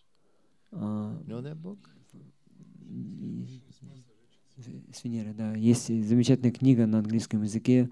Она переводится примерно так, что мужчина, он с Марса, а женщина с Венеры. It's a very good book. Очень хорошая книга Helps на эту тему. understand the different psychology between men and women. Помогает нам понять разницу в психологии мужчины и женщины. There's another one called Why Women Can't Read Maps and Men Won't Ask Directions. Почему, еще одна книга, почему женщина не может читать карты и почему мужчина не может давать наставления, как бы, давать directions. Can ask about directions, да? Не может спрашивать о направлениях. The first one for sure, men are from Mars, women are from Venus. Ну, первое это точно вот мужчины с Марса, а вторая с Венеры. And like one of the things they point out in there, just as an example, is interesting. Ну, это просто несколько вещей, касательно примера, это разные примеры, которые очень These aren't интересны. devotees, these are like, modern psychologists studying the human nature. Они приводят много примеров, и они не преданные, они психологи, которые изучают человеческую природу. And they say women in general, the one way they alleviate distress or deal with a problem is talk about it. The way women relieve themselves of a problem or deal with a problem is they talk about it. Как женщина, она пытается освободиться от стресса какого-то, от проблем и решить проблему, это то, что она начинает говорить об этой проблеме. And when they talk about it, they feel better. Когда она рассказывает эту проблему, она чувствует облегчение. Now, men have a different psychology. Но у мужчины другая психология. When they have a problem, Когда у них проблема, they need to solve it. им нужно эту проблему решить. You give me a problem, I have to solve your problem. Дай мне проблему, я ее решу. So, typical example, the husband and the wife, they come home from a long day at the temple or at the office or whatever. И типичный пример мужчина, муж и жена, они приходят после долгого рабочего дня в офисе, там на работе, они возвращаются домой. And she wants to talk and express her feelings from the day. И она хочет говорить, она рассказать то, что она испытала в течение дня. So she says, I had a really rough day today. И она говорит, что у меня был очень сложный день сегодня. That lady in the office, Susan, she's driving me crazy.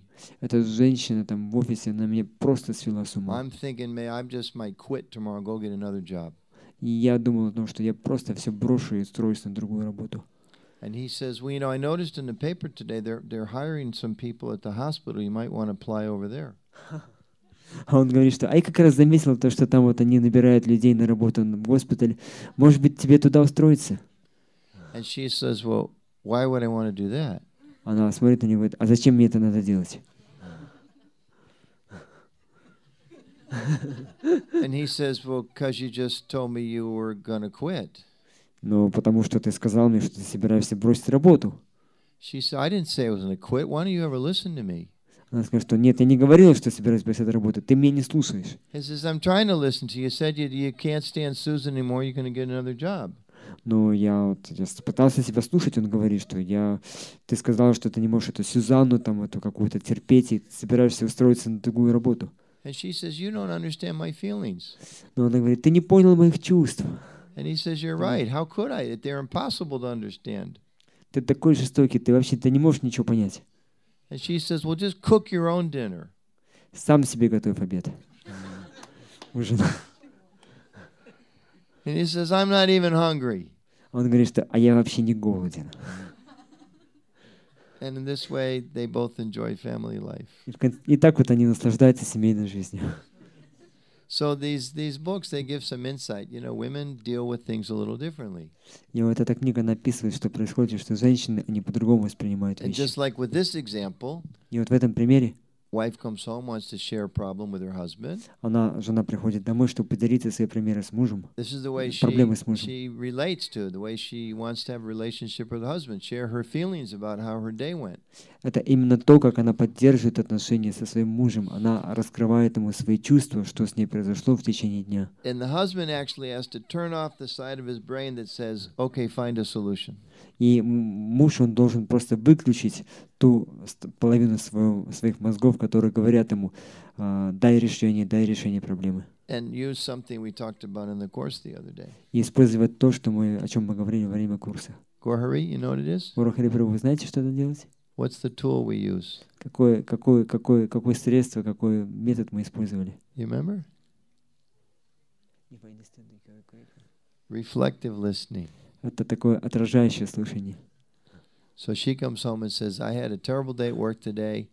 I hate working with Susan. I just think maybe I should just quit. И она приходит к вам и говорит, что у меня был сегодня ужасный день. Там эта Сюзанна мне все нервы там потрепала. Я думаю, что мне придется поменять эту работу. Instead of going, well, you should, he stops. И вместо того, чтобы ты должна, он останавливается. Ding, ding, ding, ding, ding, ding, Потому что ding, там ding, вот эта ding, лампочка, ding, она уже... ding. She's sharing her feelings. Attention, attention, warning, warning. Она делится чувствами. Внимание. And then he says, И говорит, Susan must have been really obnoxious today. она говорит, что Сюзанна, она вела себя просто ужасно. And she says, И она говорит, very happy that she's been heard, она очень счастлива, что ее услышали. and amazed that her dull husband actually understood her feelings. Она удивляется, что ее глупый, тупой муж наконец-таки понял то, что она испытывала. She says, yeah, you know what she did, blah, blah, blah, blah, И начинает, blah. ты знаешь, что она сделала? Она это, и то, и так, и She так complained to далее. the boss, told her I did this and this and this. Она пожаловалась начальнику о том, что я там сделала вот это, или то, и так далее, и так далее. And he, continuing in his expert husband, Russ, И он, так вот, как совершенный муж, продолжает. she says it sounds to me like she really was bothering you today, and you don't even want to talk to her anymore. И он говорит, что, ну, вот, как я вижу, она тебя просто сегодня вывела из себя, и ты с ней даже разговаривать не And she собираешься. looks at him with stars in her eyes. Она смотрит на него с глазами, с блеском в глазах. He's taking time to talk to me and understand my feelings. Он понял мои чувства, он тратит время на то, чтобы поговорить со мной. And then she says, I feel so good talking to you. И она говорит, что мне так здорово с тобой разговаривать. I felt so tired a minute ago. Минуту назад я была такой уставшей. But now I'm going to make you your favorite cream pie. Но теперь я приготовлю твой любимый пирог с кремом. And he thinks, wow, this stuff really works. Он думает, вау, ничего себе, это работает. Yeah. Правда? So you can try it. Вы можете попробовать Ladies, это. true? Женщины, правда это или Yeah, нет? it's true, huh? The men are like, really? А мужчины сидят и чешут затылки, правда? Here's one for the ladies, and I get no credit. I'm just taking from this book. Это просто для женщин. Я это с книги взял. Еще одна история. Classic male-female. Это все классические отношения муж и жена, мужчина и женщина. This is kind of like before GPS. Let's imagine before the GPS. Представьте себе, это до того, как появился GPS. They're driving the car. They're trying to go someplace. Они едут на машине и пытаются куда-то приехать, в какое-то And he место. says, "I think it's down here, and I think it's down. I know it's somewhere close to here." And he's trying to figure it out. Он пытается понять, где они находятся, и думает, что это, скорее всего, там или где-то вот недалеко отсюда. And she says, "Why don't you pull over and ask directions?" Она говорит, а почему бы тебе просто не привести нас туда, куда надо? He says, "No, I know where it is. I know where it is." И он говорит, нет, я знаю где-то. She says, "Well, why don't you look in the map?" No, I can figure it out. Она говорит, ну почему бы тебе не посмотреть на карте? Нет, он говорит, нет, я сам разберусь. Right? Because it's a challenge. Потому что это вызов, это проблема, которую нужно решить. Вот сейчас вот он сам решит эту проблему. Now, the wife can do one of a few things. И жена что может сделать в этой ситуации? She can say, "Okay, dear, I know you'll find the way." И она говорит, что да, я понимаю, что ты найдешь дорогу. At which point he feels, my wife is so good, she just supports me in everything. На что он начинает думать, моя жена такая хорошая, она меня во всем поддерживает. Or she can say, the last time we tried this, it took an hour. Do you remember that? И она может сказать, что в прошлый раз, когда вот мы пытались так найти дорогу, но нам на это потребовался целый час. Ты это помнишь? And he shrinks about an inch. И он так начинает немножко так успокаиваться. And then she can say, everyone else was on time except us. Don't you remember И that? она говорит, что о том, что все были вовремя, кроме нас. Ты помнишь это? And he shrinks even more. Он еще так вот уменьшается, сжимается, как She сказать. says, you always get lost, И она говорит, ну что ты всегда теряешься. etc., etc. И так далее, и так далее. By the time they get to the prasadam party, И, by the time they get to their destination, и в конце концов, когда они достигают цели назначения, he doesn't even want to get out of the car. он уже не хочет просто выходить из And he машины. definitely doesn't want to talk to her. И уже не хочет с ней Because разговаривать. she didn't understand his psychology. Потому что она не поняла его психологию. Men have this thing about trying to solve problems. It's what it means to be a man. Потому что мужчина, значит, то, что он должен сам решать свои проблемы. Для него это быть мужчиной. So when a man gets in that mentality, a wife, it helps to try to То есть это все было то, как не надо делать. И вот когда мужчина он входит в это настроение, understand his psychology. жена должна попытаться понять его психологию. And one other little tip thing И вот одна вещь, которая может помочь в for этой those of you ситуации that are married. для тех, у кого есть семья. Again, ladies, when they talk, it's a way of relieving the stress of the day, the pressures of the day. It's the way they relate. It's very important. Вот как женщина, когда она просто рассказывает о том, что произошло, это способ того, как она пытается общаться. Для нее это очень важно. Some social scientists, they say men have a capacity of something like 10,000 words a day or something like that. Как вот некоторые психологи говорят, что мужчина может произнести только примерно 10 тысяч слов в день. And women, it's like 2 or 3 times that. Женщины в 2 или 3 раза больше, чем это. So a lot of times when a man comes home from the day at the office, at the temple, whatever, he needs to relax. И вот когда мужчина приходит домой с офиса, с работы, то ему нужно просто расслабиться. Lady comes home from work, temple, she needs to relax. Когда женщина приходит с работы домой, ей тоже нужно расслабиться. So they have this expression for men. They say when men need to relax, sometimes they need to go into their cave. И вот есть такое выражение, что мужчина, когда ему нужно расслабиться, ему нужно забраться в свою пещеру. They need to withdraw. Ему нужно от всего так оторваться, отвлечься. They don't want to talk to anybody. Ни с кем не разговаривать. They need to sit down, Просто сидеть. clean the car, or chant a japa, or look at the newspaper. Мыть свою They need машину, to be повторять alone. джапу, читать газеты, просто побыть в одиночестве. And if the wife lets the husband go into his cave for 10 minutes, 20 minutes, whatever, then he kind of gets his strength back, and then he comes out and he's ready to relate. If she lets him withdraw, If wife allows him to withdraw. allows him to withdraw. Если жена, она позволит ему так вот на минут 20, там, на полчаса так уйти в себя и так вот оторваться от всего, то тогда он через какое-то время выйдет со своей пещеры и сможет нормально Then общаться. he kind of, gets his dosas centered or whatever, Когда его доши, они уравновесились, feels calm, and then he Он comes out and успокоился. wants to relate again. и он может опять общаться. But sometimes what happens is not understanding each other's nature. Но иногда что происходит, не понимая природы друг друга, He comes home and heads to his favorite chair or goes out to the garage to sweep the garage or something. он приходит к себе домой, садится в свое любимое кресло, начинает там подметать что-то там или стричь To газон, relax. чтобы расслабиться. And she does what she does to relax. Она делает то, что ей надо, чтобы She расслабиться. starts talking about what happened during the day. Начинает говорить с ним о том, что произошло в And течение he's trying to дня. go in his cave. Он пытается от нее убежать в свою пещеру, она And за ним, she's frustrated because he's not listening и to her. она просто вообще, не знаю, не понимает, что происходит, потому что он не Because хочет ее if выслушать. he cares about her, if he loves her, then he's going to want to find out how her day went. Потому что если он ее любит, если он о ней заботится, он должен узнать о том, как она провела свой день. And he's thinking, if you care for me and you respect me, you're going to give me my space. Но он думает, что если она меня заботится обо мне или и уважает меня, она должна позволить мне уйти в свою пещеру как-то. And just because a Отлично. simple thing, not understanding each other's nature, И then это there's очень conflict. простая вещь, непонимание природы друг друга, это то, что приводит к конфликтам. So in that case, they recommend very simple thing. И вот в этом случае рекомендуют очень простую вещь. Ladies should just understand my husband may be the type that needs to go into his cave for some time. И вот жена, она должна понять, что вот это мой муж, и ему на какое-то время нужно забраться в свою пещеру. And women are very perceptive when they sense that. И женщины, они очень чувствительны, когда она почувствовала это. They say, okay, I'm going to not talk to him, И она говорит, что я вот понимаю все, я не give him буду, his space.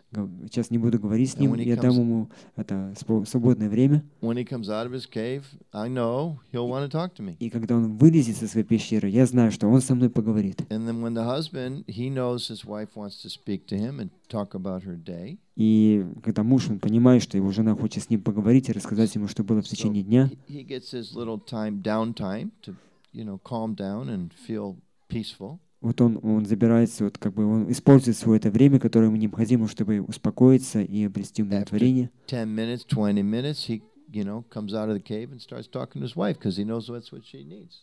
Через 10, 15, 20 минут он вылазит со своей пещеры и идет к своей жене, потому что понимает, что ей вот это вот сейчас надо поговорить с ней. I can personally testify Я лично могу сказать, as a lifelong cave dweller, как признаться в том, что Кришна, как сказать, такой многолетний житель пещер, that it works. что это работает. And my wife understands, he's going in the cave. И моя жена понимает, он забрался в пещеру. Just kind of like an unwritten law. I come home, I say, Haribo, how are you? And I just go sit someplace and open a book or just, I need to be alone. И она просто говорит, Харибо, все хорошо, я понимаю. И я могу сесть куда-то и просто читать книги.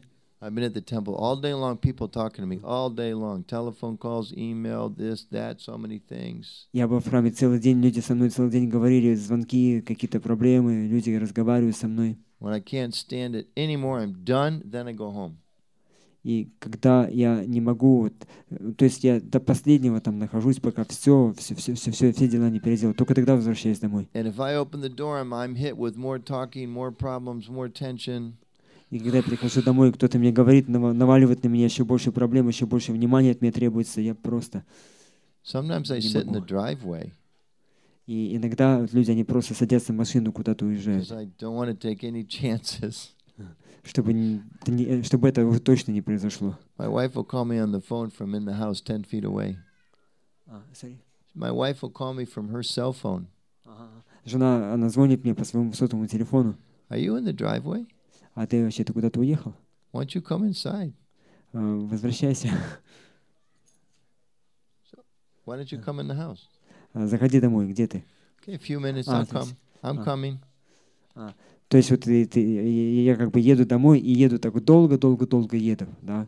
И она спрашивает, а ты где вообще? Ты домой едешь или ты заходи домой, приходи, где ты гуляешь? Once in a while she'll even say, why don't you come in the house? I won't talk to you. И однажды она позвонила мне и прямо сказала, что заезжай домой, я с тобой не буду разговаривать. Like, okay, I'll come in. Я сказал, что хорошо, приезжай. And then I do something for 10, 15, maybe 20 minutes. И это просто 10, 15, 20 минут требуется. And then I feel like talking to her. И затем я чувствую, что я должен с ней поговорить. There's so many practical things like that. Столько много таких подобных практических So some of вещей. these books might be helpful to take a look at. Поэтому вот какие-то книги могут помочь вам, вы можете этим воспользоваться. Okay. We better stop now. Я думаю, что сейчас точно надо остановиться. Okay. Thank you very much. Srila Prabhupada ki jai. Его милость Ануттама Прабху ки.